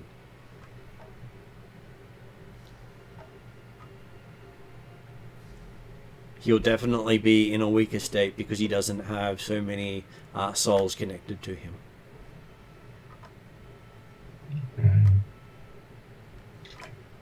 For for each one that dies to the plague, gives him more power. Mm-hmm. And how long is it going to take to be unfortunate to succumb? At this stage, these in the keep aren't going to succumb, so he's been trying to find more victims. He's just managed to keep anyone entering the area. They don't really have anything but a bunch of hobgoblins from the Shadowlands who managed to stumble out and try to take his last patrol of uninfected humans. Hang on, just confirming I've got the pronouns right there in my head. So when you're saying that the Shadowland hobgoblins, are you saying that they're on Bargle side or on Ashen King side? The Shadowlands hobgoblins were on the Ashen King side. Yeah. And they used to serve the King Thar, but they tried to wipe out his forces as they were heading to Lun with news of what was happening. Right. And when Bargle refers to his forces, he's referring almost completely to undead and the broken lane hobgoblins. He's also referring to the soldiers of the Riverfort Keep. Right, yeah. As you also notice, he does have the Baron's seal on the table for doing all the paperwork with. Yeah. So that'll be quite a bit of complication around the idea of exactly the Baron, like you came here at the Baron's request. Was the infection happening before you got here, or? The infection was noticed by Bargle as he can generally tell when demonic presences arise in the region, and he tries to convince them that there are better places to come out than anywhere near his people. Okay, so Bargle was on his way to the keep before the keep succumbed to the plague. He was, and he ended up taking charge in the middle of the keep falling, so the people did not panic and spread in all directions. Mm-hmm.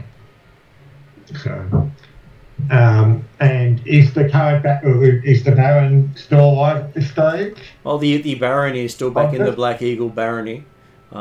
He didn't come with him. No, I mean, like the commander of the keep. Sorry, we're using her Baron, but yeah, the leader of the Riverfort Keep. He points to the cot beside him, and you can see the commander looks like he has been enchanted to sleep, and is also looking very plague struck. Yeah.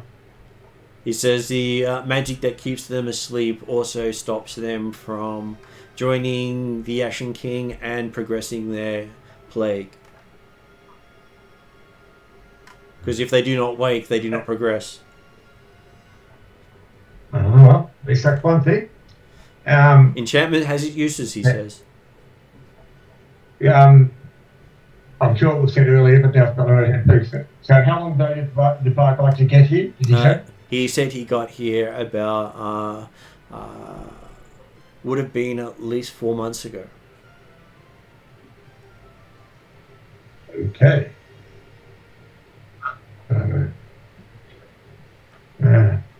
And it had been a case of people had been falling ill about 2 to 3 a day until it started to spread faster. He has a journal of events which he hands over to Dimitri. Okay, certainly I'll take a look at that over the next little while.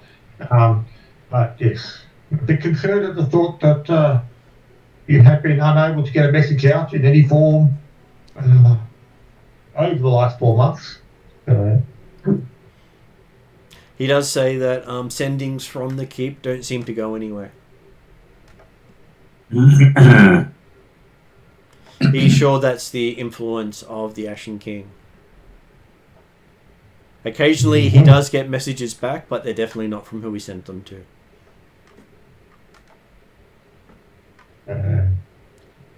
And be wary of what they say, because most of their messages they return have a magic charm attached to them. So it may compel you to do stuff.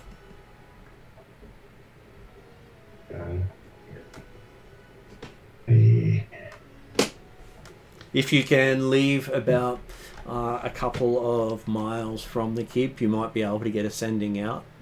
But last time he tried to get that far out, they were assaulted by a bunch of servants of the Ashen King. Well, as I said, it's interesting that we did not notice much evidence of any movements of the Ashen King forces or himself between here and Lowell. He seems to be partly on the astral plane. Unless you can see astral, his forces can remain hidden until they strike. As I said, I guess we're fortunate that we did not come across any evidence. People coming in have not been attacked. People going out generally do get attacked. So, welcome to the keep. Did you happen to bring any fresh food with you? Limited supplies, but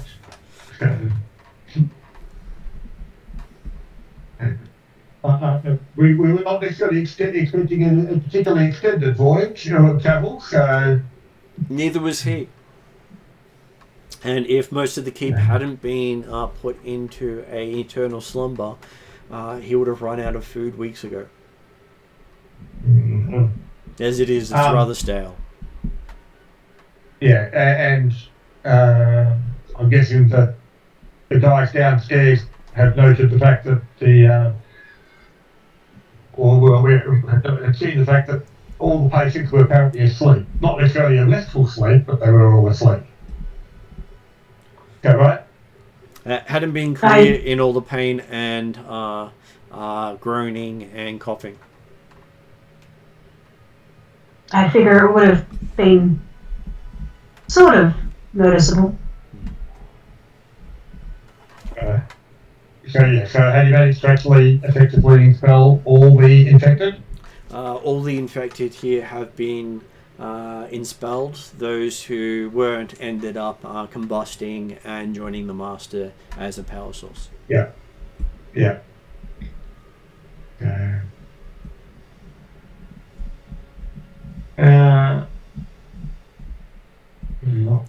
On the bright side, if you can get the halflings here, when it removes the Master's control, it will also remove the enchantment keeping them asleep, so they will all wake up together.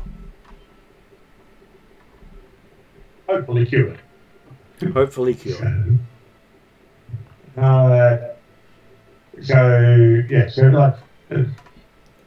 And if needed, he will happily leave the item that they're seeking in the office for them and have his forces depart as they arrive. You have the item with you here, or he does have it here with him. He does. Okay. But he'd rather not pay for the service and not have it arrive. Oh, no, Dimitri's not concerned with that at all. That makes it simpler, the idea of if the halflings do come with their part of the deal, then it's nice to know that they won't have to wait for the payment either. Though he does think it's rather fortunate you brought a bunch of elves with you, as he hasn't got any reports of elves being affected yet. It would be an interesting case for his journal. I don't think you want to experiment on us. Well, it says not you, Sir Trellin. One of the lesser ones with you would be fine, he says. No, that's not viable. He is an evil wizard after all. Perhaps the more important question is the idea of, okay, you're saying that seemingly the elves have been immune to the plague so far, but is that just that, to your knowledge, there's no elves that have been in position to be infected, or have you known elves who apparently have been resistant? He says more of the first than the later. If there were elves that had been in risk of infection, he hasn't seen the results of them being infected. But either they went very quickly or they weren't affected at all. Hard to tell. But there's probably no reason to suspect that they're any more immune at the present time. But it would be great for his case study. It might actually help lead to a cure if he was to test it. Well, I don't think we need to deliberately infect it or deliberately attempt to infect it. If we find an unfortunate, then that will be a different matter. But at this stage, he says, surprisingly, goblins and goblinoids seem to be completely immune to the virus. But orcs, on the other hand, even those that work for the King Thar, seem to catch it quite well. Unless, of course, you cast magic on them, in which case then it seems to spread to whatever race you are if you've cast magic, if you've gained it through magic. So, as long as no elf has cast a spell on these guys, then I'm sure they're still currently immune.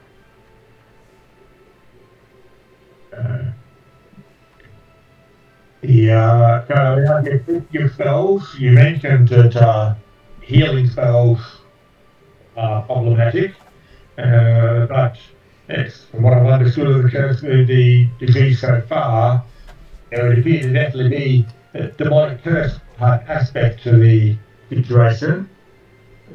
Have you had the opportunity to try spells such as removing curses and remove disease before attempting to heal people? He can remove the curses, but he doesn't actually have anyone capable of removing disease anymore. Unless you brought some with you. Ganrick can, he just doesn't have the material components right now. Just what you I think I can as well. I've got lesser restoration, so I can... He says that they don't need anything restored, they need something removed. Slightly different. Well, lesser restoration removes disease. It does? Well, I guess you'd have to be a cleric to know that, he says. Well, I'm still downstairs unless we've made our way up. I believe they had sent for you. I came down to get you. Yeah. But Cool. as soon as you mentioned that casting spells might be problematic, Dimitri just indicated on the others that possibly it's worth bringing you up here to talk a bit further. Cause I wasn't sure if I'd arrived back up or not. yeah, I would Yeah. certainly say that. But yes, whether or not whether you had the opportunity or attempted to cast any active spells before you got told otherwise. So. Well, with arrest, I have both. I can prepare both remove curse and lesser restoration, which removes the disease. But I could only do it on a couple of people because that would be 2 spell slots per person if it's successful. Yeah. But it would also it's potentially worth at least a test to actually confirm whether or not that would work. Yeah, I mean, if we could try it on the leader of the keep. Well, there's also the element of how risky it might be on the idea that if cure spells apparently immediately infect the caster, whether other spells also infect the caster. Although, on the sound of it, it would seem that flip spells and enchantments don't. Not It would be all spells.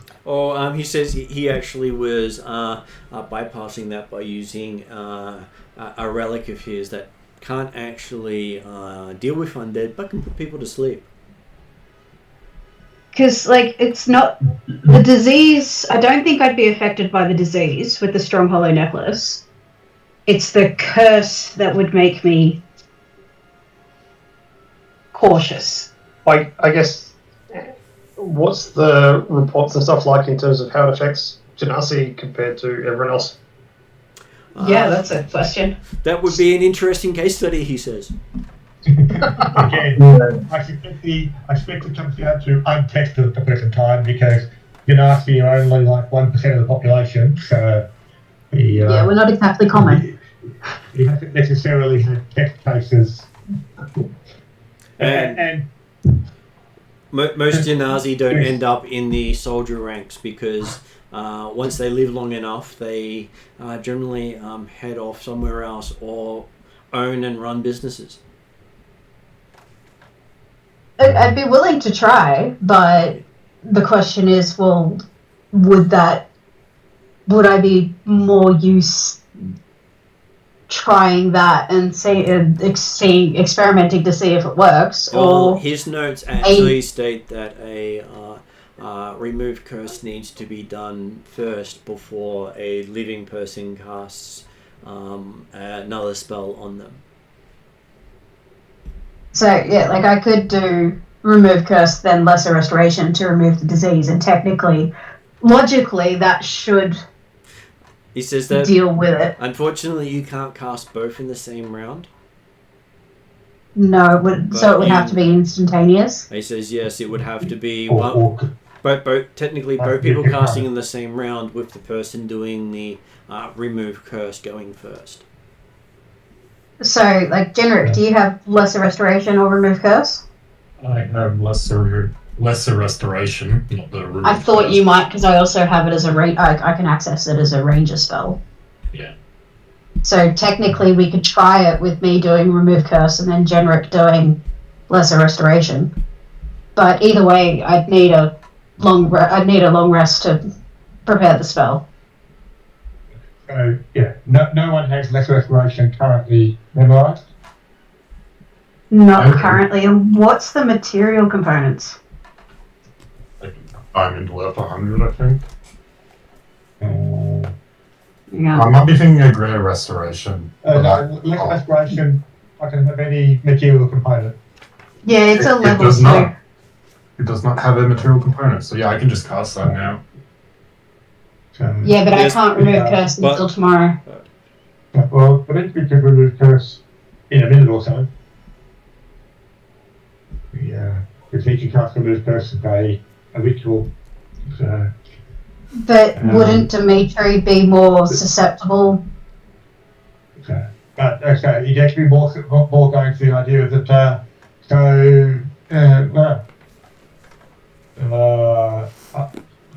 I'm sure a puissant wizard as yourself would be able to cast a remove curse, and my companion can. He said he cast can. restoration. Here he said he can do remove curse, but he can't do remove disease. Yeah. Okay. Like I get the impression remove disease is not actually a spell in level up anymore. It's restoration. So it's a spell that's replaced it. And his version of it is he's not a divine caster, so he hasn't got a clue what the divine spells do. No, but that's okay. So the fact that speaking to colleagues, the fact that so it appears that we can do the required removal of the disease, but remove curse is more problematic in the immediate future. But if you have the chance to remove curse, then we can at least test the combination upon the good garrison commander here, or unless it could be tested on a more expendable victim. Subject? Generic.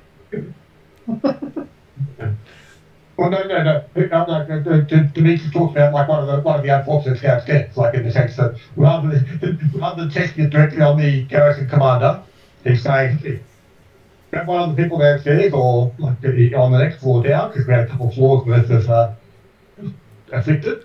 He does have one of his human apprentices that was afflicted. He's happy to volunteer him as a test subject.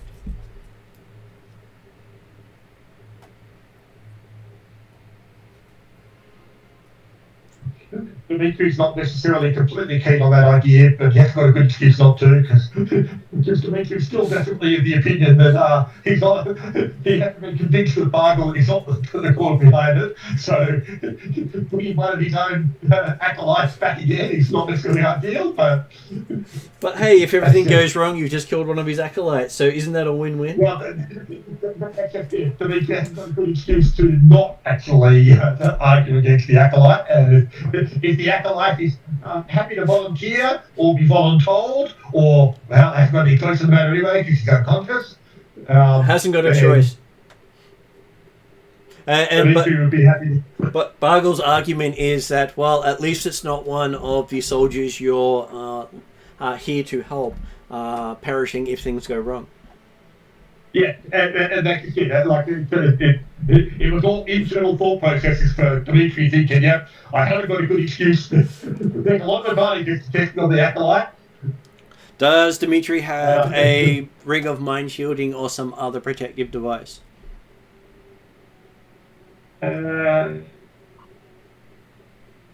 He does regularly cast.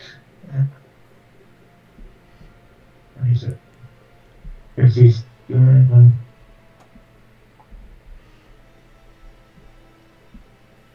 got a ritual that that's the Traveller's Ward that's not pickpocket these days. So so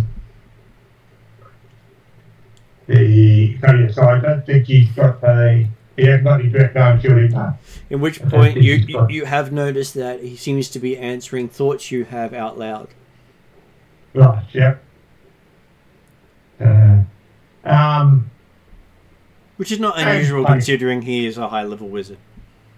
And to be fair, it's not like Dimitri would necessarily be trying very hard to hide the fact that, hey, everyone knows you're a bastard.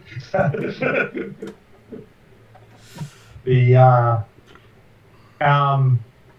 yeah, so in that case, if Gendrick has lesser restoration readily available at the moment, and Bargle has remove curse readily available, and we have a willing or a nominated volunteer or victim, well, probably both, because hopefully they're a victim already, and that's why they're volunteering. Then we can attempt this remove curse followed by or concurrent with a lesser restoration. And he says while you're waiting to have your spells refreshed and doing your morning preparations, he's happy to provide you with some wine and refreshments. Does he have lesser restoration on him right now, like memorized today? He does. Yeah. He does? He's never taken it off of ready. Unfortunately, Bargle does not have one memorized today. No. Yes. But then, okay, we could attempt it with a combining with the ritual side of the house. But that might be a bit hard to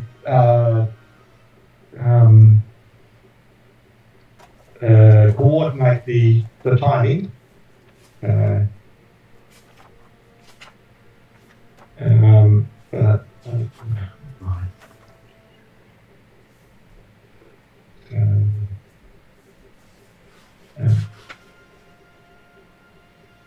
But obviously, it's the advantage that it can be done regularly. It can be done regularly and easily.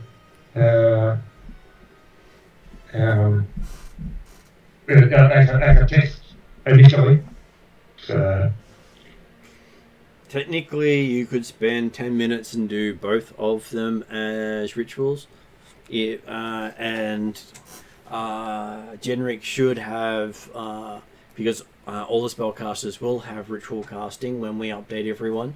So you have ritual casting as a free feat, technically, as relating to your casting tradition.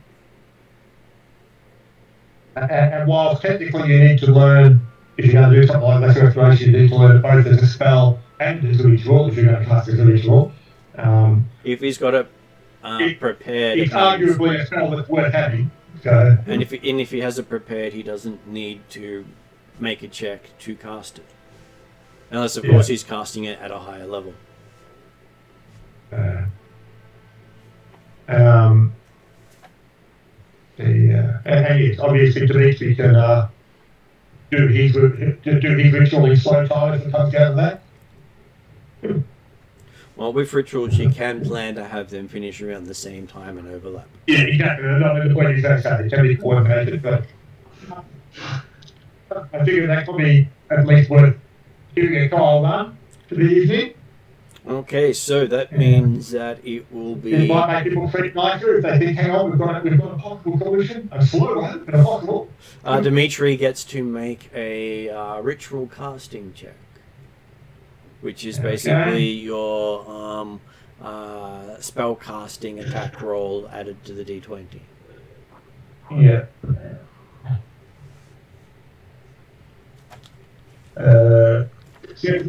17 plus what are we looking at? Effectively spell attack bonus. Yep, spell attack bonus. Yeah, so 28. And as Generic has it prepared, he doesn't have to do the roll, so it's automatically a success. And as an advantage of having spells prepared. So, between the two of you, you managed to spend 10 minutes listening to a guy scream in agony as you rip the curse and disease from him. But he seems to have survived, and while alive, is now unconscious from the ordeal. Success! Has there been any change? Like, is it still weeping sores and stuff, or? The sores have stopped weeping, he stopped coughing, and he doesn't seem to be writhing in agony. So he's different to all the others.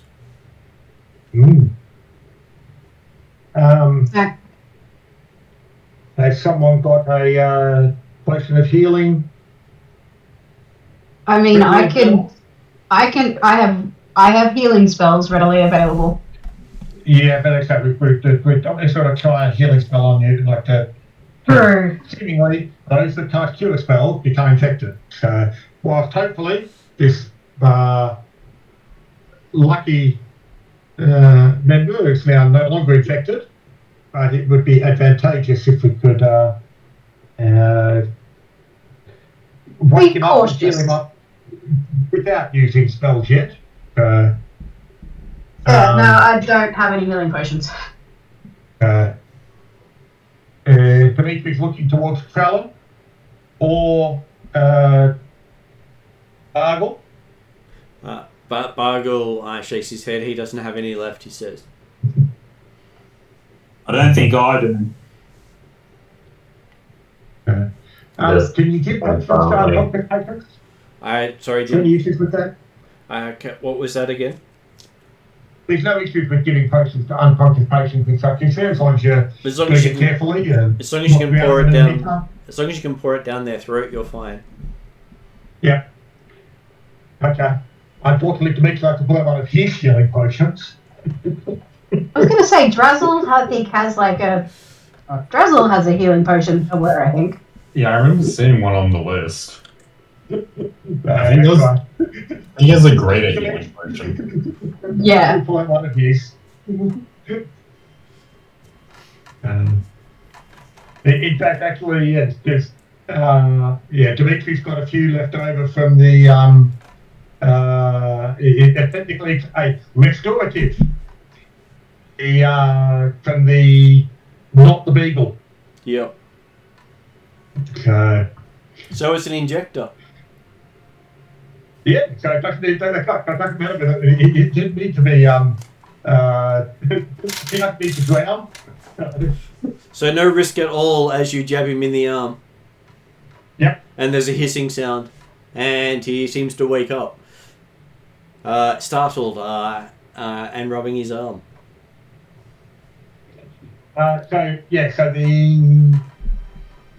the medical sleep that he'd been under was also effectively removed as part of the process, or It did. Bargle remove these spells? It did get removed with the condition being met. Okay. So when you put people to sleep for a indeterminate amount of time, you can actually set a condition to wake up. Get a From. trigger. Yep. Happy with that. And the trigger was removing the no longer Becoming cured. plague. Yeah. Yeah. So the fact that he wakes up proves that he was cured. Or at least apparently he took the spell to think he was cured. Yes, the spell thinks he's cured at the very least. Okay, so he looks at you and says, "Who are you?" As he's looking around, puzzled at the strangers around him.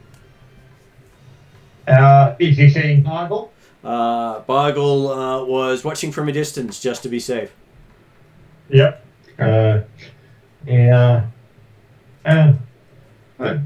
Welcome back, friend. I believe you know your master? He sighs and he says, "Yes."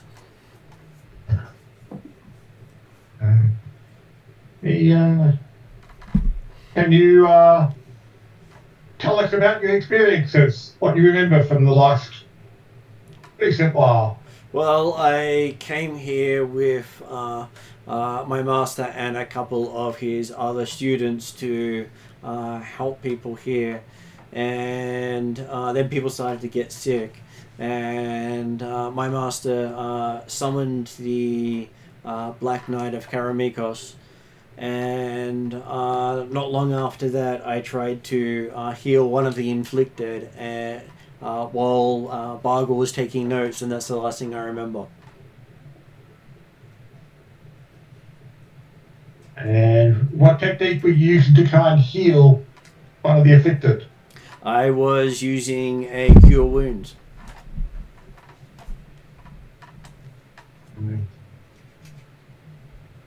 So your studies under Bargle then are not necessarily purely in the arcane magical fields? No, he is the magic authority of the Black Eagle. All spellcasters are told to either serve him or leave. That's assuming that's assuming he can get out, of course. It's happy with the fact that hey, we've potentially got another divine or clerical heal amongst us.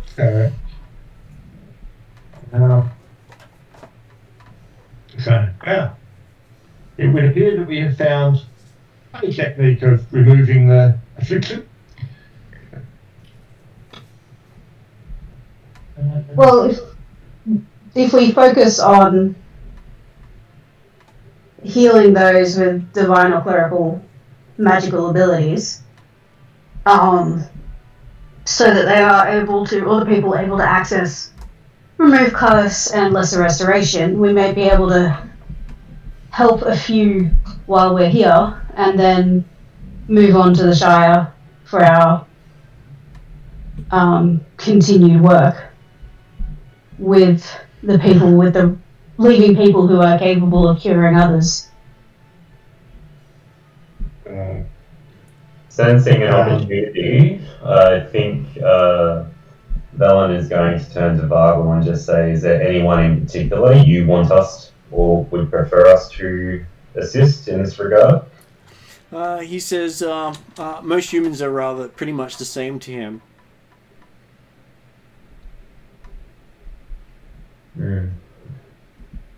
Any potentially outstanding students? He scratches his chin and says, none of them are particularly outstanding. They may be in Dimitri's league, but not particularly outstanding.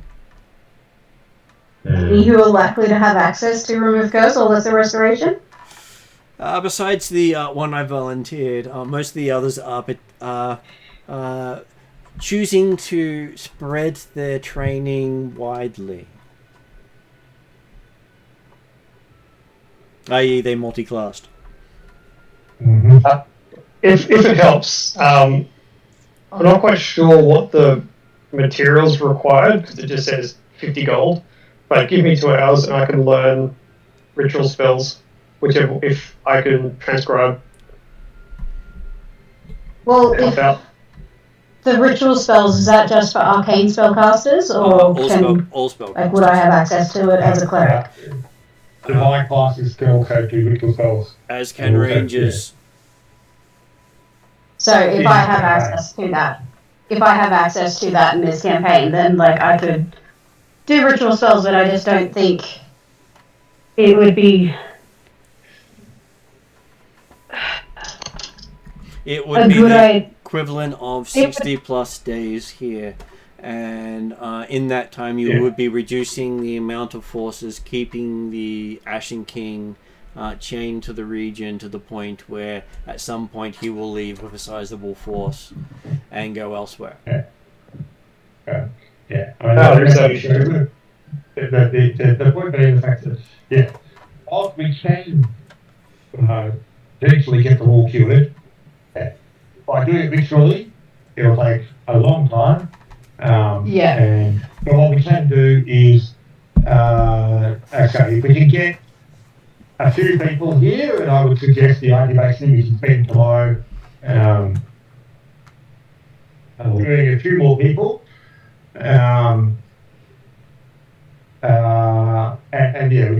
there's a few that we can get together that can effectively start doing the ritual side of it, then they can continue the limited recovery of personnel whilst we're trying to get to the halflings to talk them into their help.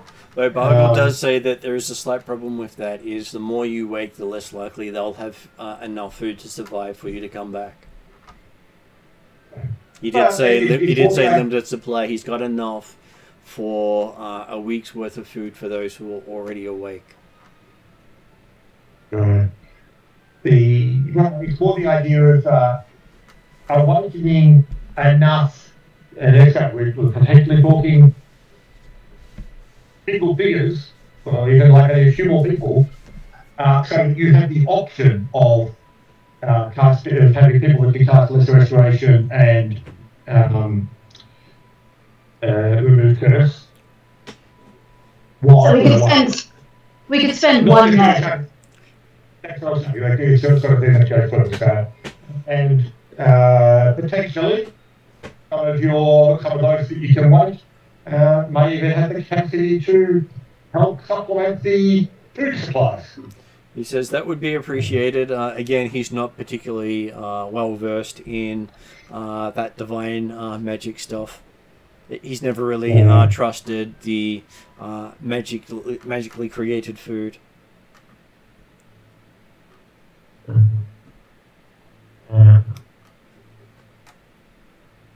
He says, what if the Ashen King can taint magically created food in his region of power?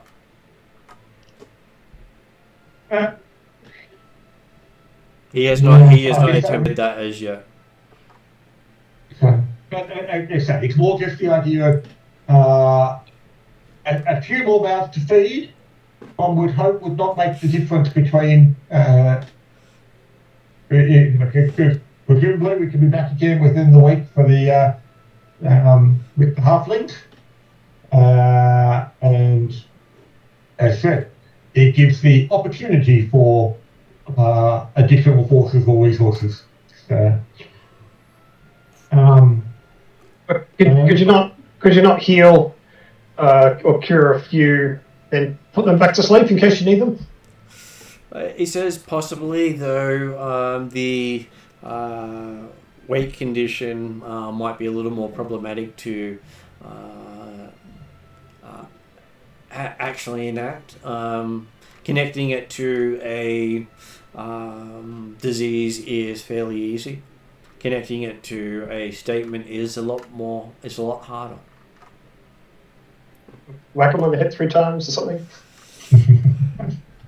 But even so, the idea being the fact that the currently afflicted are not just asleep, they're virtually in stasis, such that they don't need food and water. And he says to whack them even if they're asleep normally or magically, then they still need to be maintained. He says usually the trigger to wake someone from a spell such as this is love's first kiss or something like that, some nonsense like that. He just managed to have it tied to a incurable disease. Yeah. Yes. Rather than love's first kiss, it's Ursa's departing kiss. The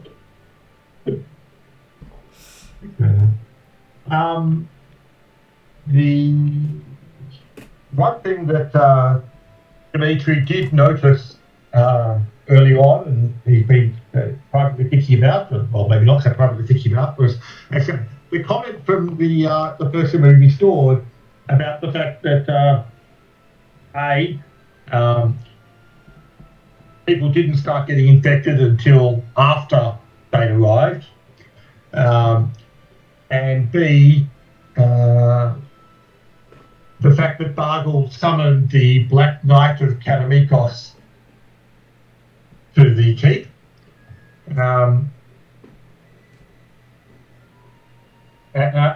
Is, I guess, from Dimitri's expectation or knowledge, does that equate to a particular figure or it does. legend? From your legend folklore, the Black Knight of Karamikos is both the savior and the damner of the Traldaran people. Always invoked in times of crisis. He is himself like a plague upon the land, wiping out those who stand against whatever cause he was summoned for. So when the guy talked about summoning the Black Knight of Karamikos, he literally meant magical summoning. The expectation that a physical creature actually arrived at the keep, or it's the sort of thing of, oh yes, calling upon the power of. You would expect a physical creature, not that you've actually heard of anyone capable of doing such a thing. You believe such magic had been lost centuries ago. Yes, and we're not talking about the greeting parties that Betis are arrival. There's quite a good chance it was, which is probably why he didn't say his name and he's just dressed in black armor. Right. But we're not talking about Caractos. Not Caractos, no. Or Dracula. No, neither of them. This is a different sort of plague. This one is said to literally summon an army of those who have served him in the past. Yeah. And they are not just undead, they have the knowledge and skills they had in life.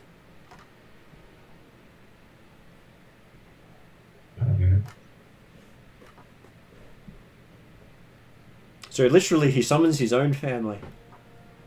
Yes.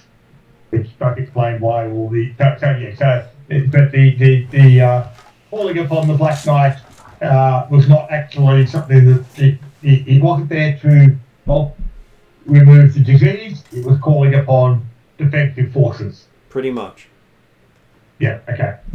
Their version of getting rid of the disease would be to wipe out every infected and every chance of infection. Well, it would work. It would. That's why people generally don't call on to such entities. But it's one of those cases of be careful what you wish for. Indeed. And you have to be very clear when talking to the Black Knight about what you're asking them to do. Yeah. I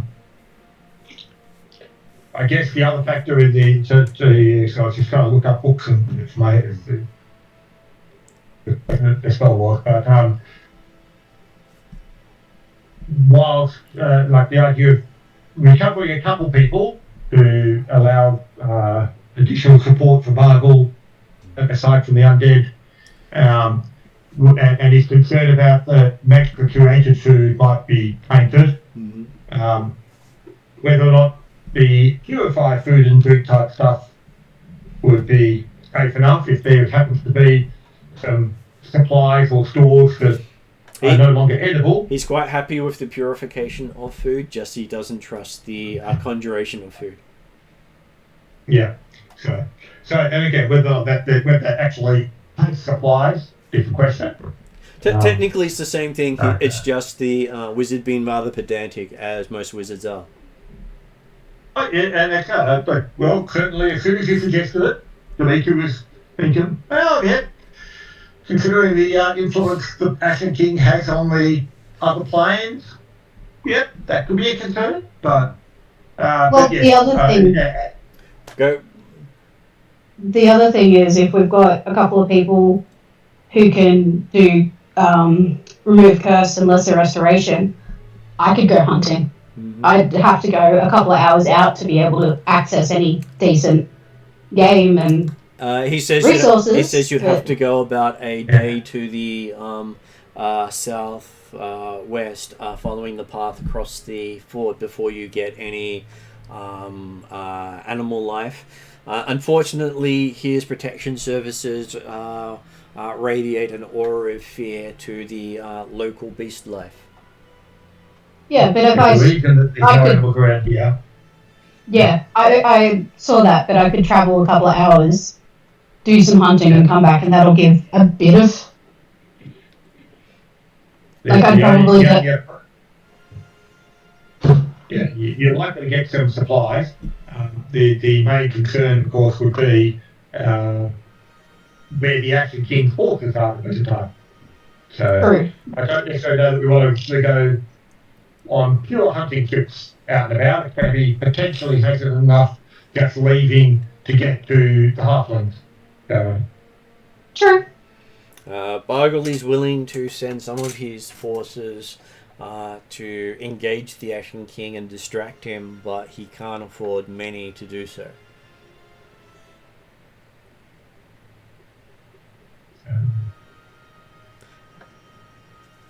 Well, we can spend at least a day curing some people to help out. He is happy for you to do that. If you prioritize the infected hobgoblins that he does have that had been with the armies, he will send them north, and well, if they die, so be it. They served him well enough. Although, if you were to send your other forces, then they won't become part of the Ashen King's forces if they don't. Oh, he's happy to put some contingencies with them that if they turn, they explode. I'm sure that would cause some concern for the Ashen King if his new forces blew up amongst his forces, causing some form of explosive chaos. It would also help with the whole, tying him to his majority of his forces if the other ones decreased. That would work well in his end. He says he's all for sending cannon fodder to thin the opposing forces' troops.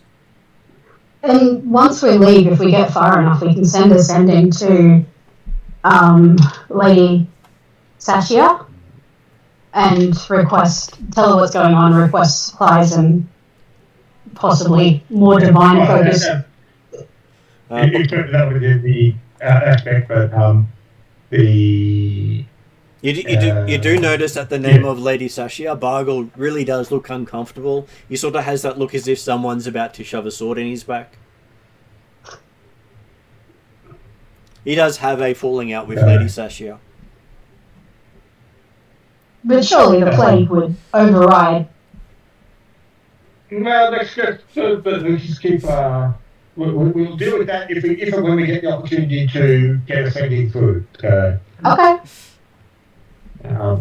Certainly something that Dimitri basically in the evening, like I say, after heading towards sleep for the night type stuff, he'll attempt to actually have a quiet word with everyone else.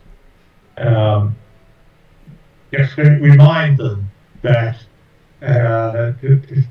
Bargle is not to be trusted, and everything we've seen so far does not necessarily confirm that he is not the source of the plague. Or, if given the chance, wouldn't take her as being the source of the plague. So whilst it's the idea that we've certainly all Dimitri's interactions with him so far have been on the idea, well, yeah, you're the best colleague we've got at this time, but that doesn't necessarily mean that we can fully trust you and going through. So the concept of sending a message to Lady Patria and back to Specularo is certainly on Dimitri's plan list. But yeah, again, part of that message will be not just the Black Eagle Baron here, but it's actually Bargle himself. So apparently helpful. Remember, I come from a very far distance. I don't know the politics of.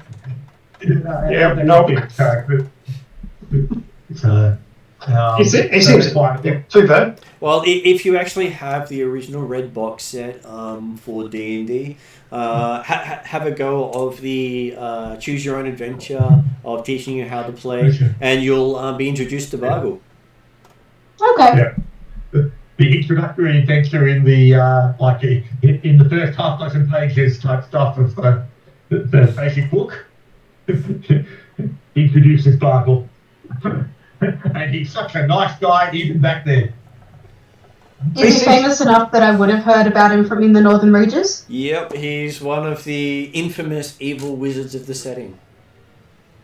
Yeah. Well, so far he's just acting like a normal wizard / noble. Well, he's technically an advisor. He's technically an advisor to the Baron, but he basically runs it as if he's in charge. Well, everyone assumes that he runs it as he's in charge anyway. It's difficult to actually get enough information or accurate information out of the back end about it to be certain exactly who's really in charge. But considering how powerful Bargle is assumed to be, because again, not many people necessarily get to interact with him on a one-on-one basis regularly, his reputation would certainly think that he's not necessarily the type to be second in command anywhere. Okay. But not particularly altruistic. So he's altruistic about the most important things. So consider him a wizard who's a survivor who has learnt that through cunning and deception to become a wizard. No, the other way you could think about it would be he makes Dimitri look like a nice, generous, angelic soul. Noted. That's right. Yeah. So, but yeah, okay. It's the sort of thing that Dimitri, okay, you'll have that comment and reminder when we get the cards. Obviously, actually expecting that Mark will probably get over here and hear all the conversations and things like that. You'll let them know that, hey, yep, you'd probably like to be watched and heard. Okay, I will give our wizard a Arcana check to see if he can remember some obscure facts about magic. Arcana D6.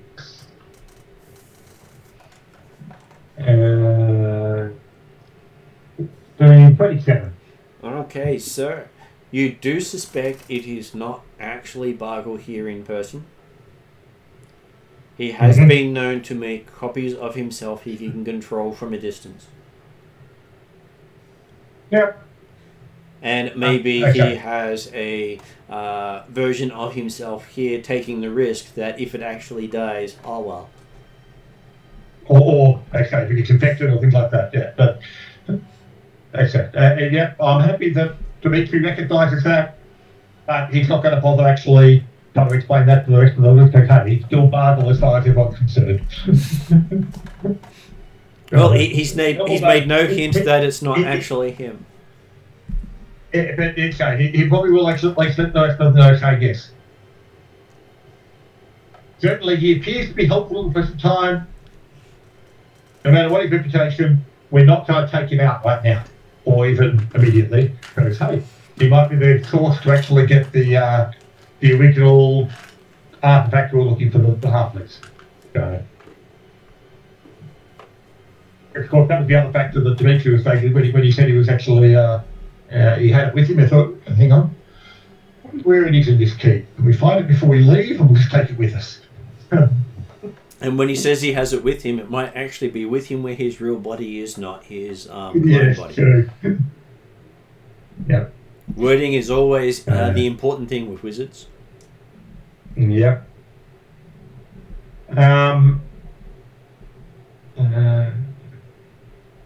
But yes, so I guess we will spend a day doing some recovery of some members. How many people do we need for that process after who we've already recovered, and how many people ought to try and get back? Well, I'm just thinking the idea of whether or not it is also worth sending out a hunting party to collect a few things while he sends the distraction party of hobgoblins up northwards. It was actually something as a player. I did find it amusing. While Dimitri was perfectly happy to have sacrificial hobgoblins in there, I was a bit surprised that no one else in the party was concerned about the idea of, oh yeah, we can set them off to die. I'm trying to bite my tongue about a lot of things. Yeah. It's a hobgoblin. You're like, I'm offering Yeah, healing. okay. That's about all I'm talking about at the moment. Goblin lives matter. Hunting. Healing or hunting. hey, an evil. Basically, Yes. how can I help? So an evil Yeah, very wizard, good. a death knight, and his followers, and a bunch of hobgoblins. What's the worst that can happen? Well, yeah. Explosive death hobgoblins. Even better. Also, you know, I'm used to dealing with trolls and stuff. Like, Yeah. Like I said, like, it's perfectly reasonable, the reactions. But from Dimitri's perspective, the reaction is part of the fact that, yeah, well, hobgoblins come under those monstrous humanoids that have overrun Poltara throughout history over and over again. So At least once or twice. once you get enough hobgoblins to send north, Bargle tells them he is giving them a blessing to keep them safe as he casts his contingency fireball on each of them. Nice. And Dimitri's thinking that, yep. Not quite ready to take on Bargle just yet if he can cast multiple contingency fireballs. so at this point, should we go rest and then we can have maybe some quiet conversations?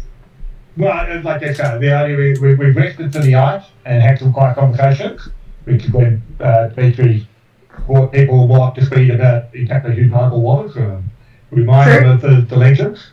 So if there's anything you want to do overnight, then let us know.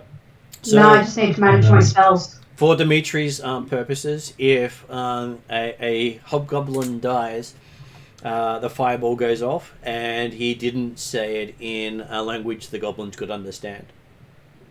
Yeah, it's not happens and how it works and things like that. Except with the fact that contingency itself is a pretty high level spell. So casting multiple of them is slightly disconcerting. Although admittedly, he probably just cast it as a ritual half a dozen times. Because he'd also have it wouldn't take him more than a minute to do a ritual, so. It was ritual casting. Yeah. And the spell component isn't consumed in the casting. What was that, sorry? And the spell component isn't consumed in the casting.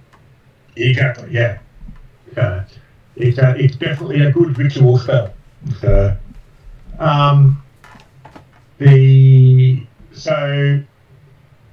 does it work out that we need anyone at the castle initially? I suppose if we can spend the first hour or something in the morning waking up the extra couple of people if we wanted to. He does suggest waking the commander of the keep so that, well, he can take charge of things because Bargle's tired of having to deal with the administration. Does anybody else have, so Genrick and I have lesser restoration, and Dimitri and Bargle have access to remove curse, whether Bargle is willing to do it as well or not. Oh, he thinks that you can do it with your ritual casting. He's more than fine to watch. Of course he is. Also means he doesn't get close to the infected. But the idea being the fact that we'll pick a few people, obviously the commander amongst them, any other known divine casters, and if Bargle's not aware of any others, then we'll wait for the garrison commander to be woken up and test to see whether knows of any of his personnel or forces that have that divine capability. And then basically a couple of hours after getting up and having breakfast and things like that in the morning, we'll go out and do a hunting trip to try and collect some more supplies for them. You will have to travel about a day's away to be able to get game. They are pushed very far away from the actual place. Oh, okay.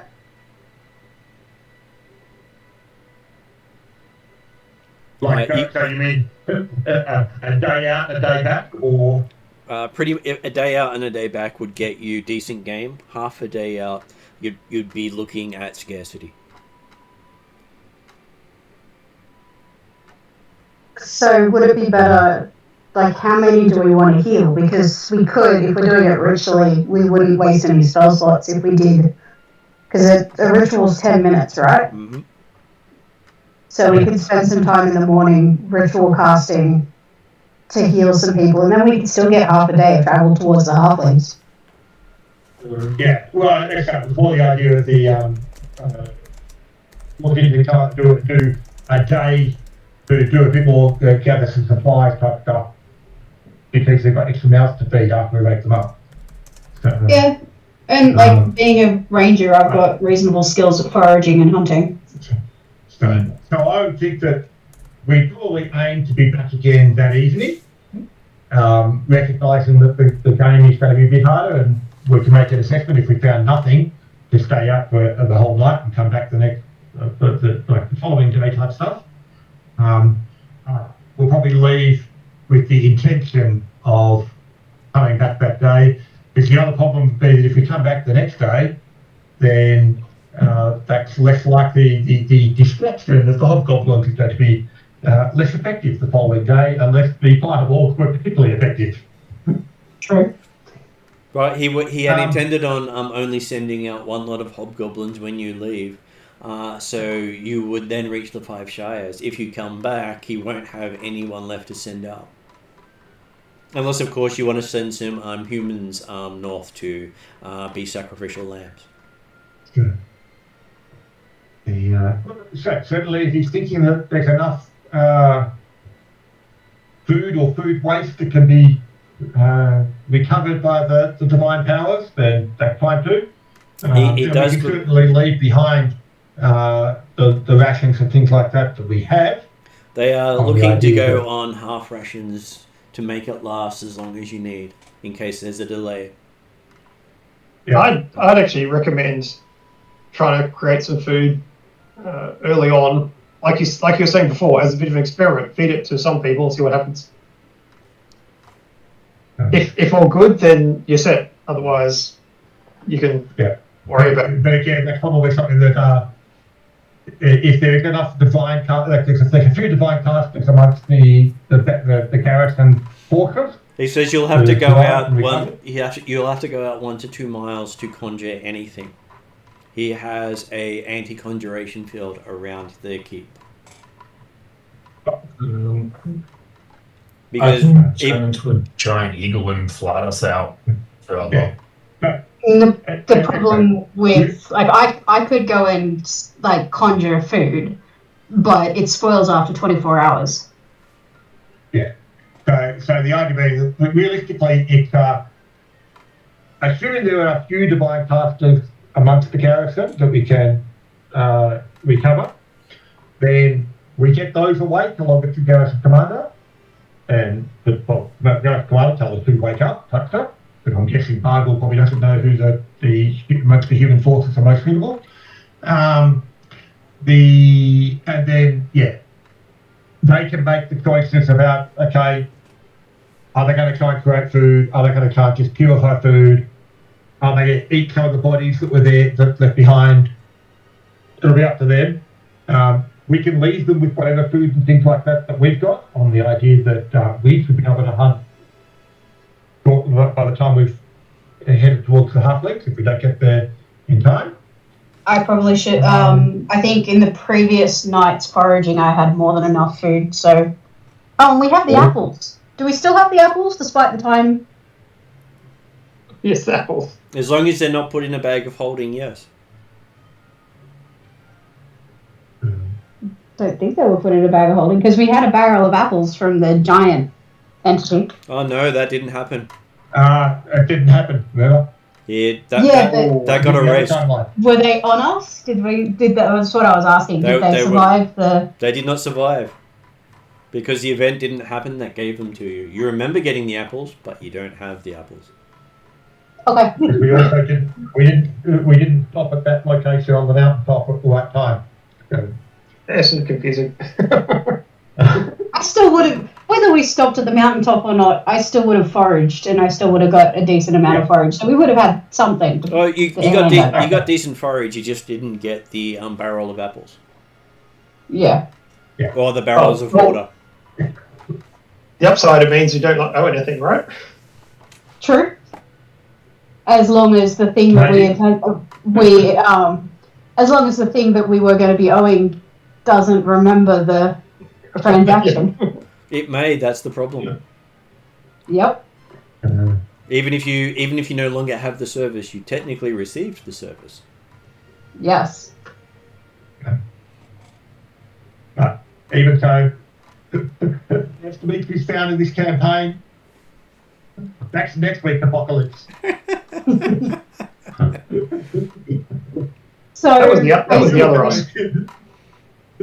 Basically, we wake up the garrison commander, wake up some divine casters, and if we have time, maybe he's likely to have some scouts or some rangers or someone. He does have a bunch of foresters who provide most of the supply for the keep. So, we could spend the morning waking up some foresters and some divine casters, and then, if we go, when the hobgoblins go, that'll help us in reaching the Five Shires without having the danger of the Ashen Kin. There are ways to turn leaves and branches into food. It's not conjuration, it's actually converting. So, there are different ways of creating food. But were you thinking about taking some of the Ranger Scout type with us, you mean? Or No. You're thinking about having them available to do the hunting while we're away? Yeah. Yeah. That would actually work well, because if they're out hunting while there's a diversion, they're less likely to run into trouble. Yeah, but I suspect that they won't necessarily be up for hunting today. No, Yes, but they should be able to do that. But they could potentially do it in the like down the track. But I suspect that that'll be a last resort type situation on the idea that they've run out of food and we haven't returned or something's gone wrong, because obviously it would be risky for them to go out hunting to return. So having them available. That's right. I mean, well, but it's also sort of thing. I suggest that with the garrison commander and his clerical support woken up, he can then make the choice from there as to who else they wake up and what supplies they've got available and things like that. And sure. He keeps a bit more anxiety working with Bargle. But certainly, so when Bargle's getting ready to do his contingency spell on the goblins, or hobgoblins, Demetrius will remind him that fire-based spell may not necessarily be the most effective to contingency. He says, he may cast Fireball, but it is not fire-based. Fair enough. Well, I definitely accept the fact that it was a fireball with a dis-elemental effect, but I can't confirm that he wasn't going fire. And he has prepared a banner for them that he tells is a parlay banner, which has insults in Infernal.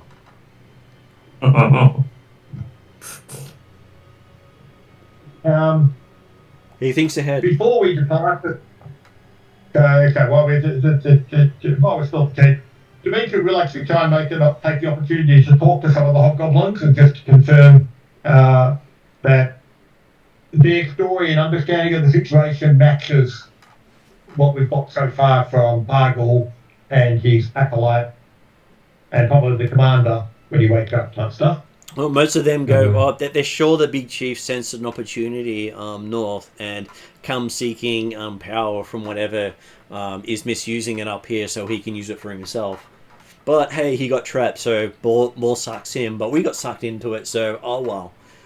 Such is life. But at least we get to go out and show these idiots who's boss with our steel and might and bigotry and other insults thrown in there. And the protective power of our allies. Blessings, yes. They are very they are less amused by that because, well, some of them have witnessed some of his blessings in the past. And realize that most of the blessings are a quick death. Well, that's a blessing. From a hobgoblin perspective, that probably is fairly blessing. Which is why they didn't object to the blessings being cast on them. It means that if they die, it's not drawn out. Yeah. And most things that kill them don't take their soul.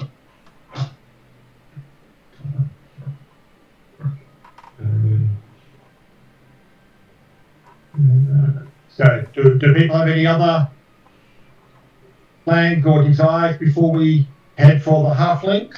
So the idea being that we'll go straight for the halflings where we've got the distraction? In all honesty, I'm eager to go. Having no animals and having the undead makes me edgy. Pretty eager to crack on.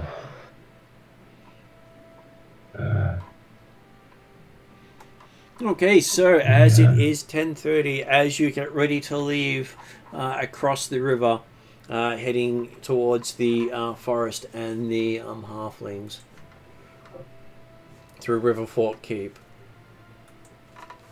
the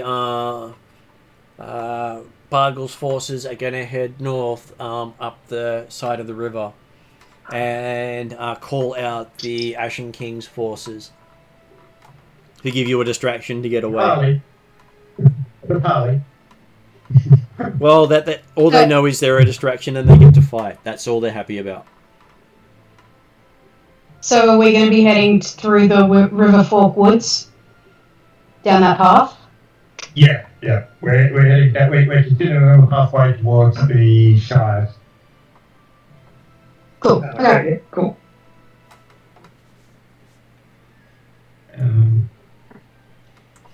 And unless you want to add something else, that is where we'll be finishing tonight. You have successfully gotten through without having to fight an undead horde. Always good. Or an archmage. I mean, I was ready for some combat tonight, but not fighting a horde of undead and an archmage. We also had the benefits of Friday and Tuesday nights changing the past. That made it slightly confusing, but I guess it may be better. Well, you have the option of doing that at points as well, so you mess with them just as much as they may mess with you. Yeah, I'm withholding judgment as to whether it was a good change or a bad change. But as my god says, all change is good. All changes change. And the point is that yes, in this particular locality, yes, the change has been detrimental overall from what we understand it was before. From a wider global perspective, at the very least, the sun is back in the sky appropriately, and the seasons are back on track. Yes, that's a plus. That's good for the world. Yeah, true. Nature being where it should be is reassuring. But yes. Okay, well, thanks for that. Any last Alright. words before we go to end credits? And happy to talk to you after it finishes. Sure. Okay. I'm good. I'll drop out.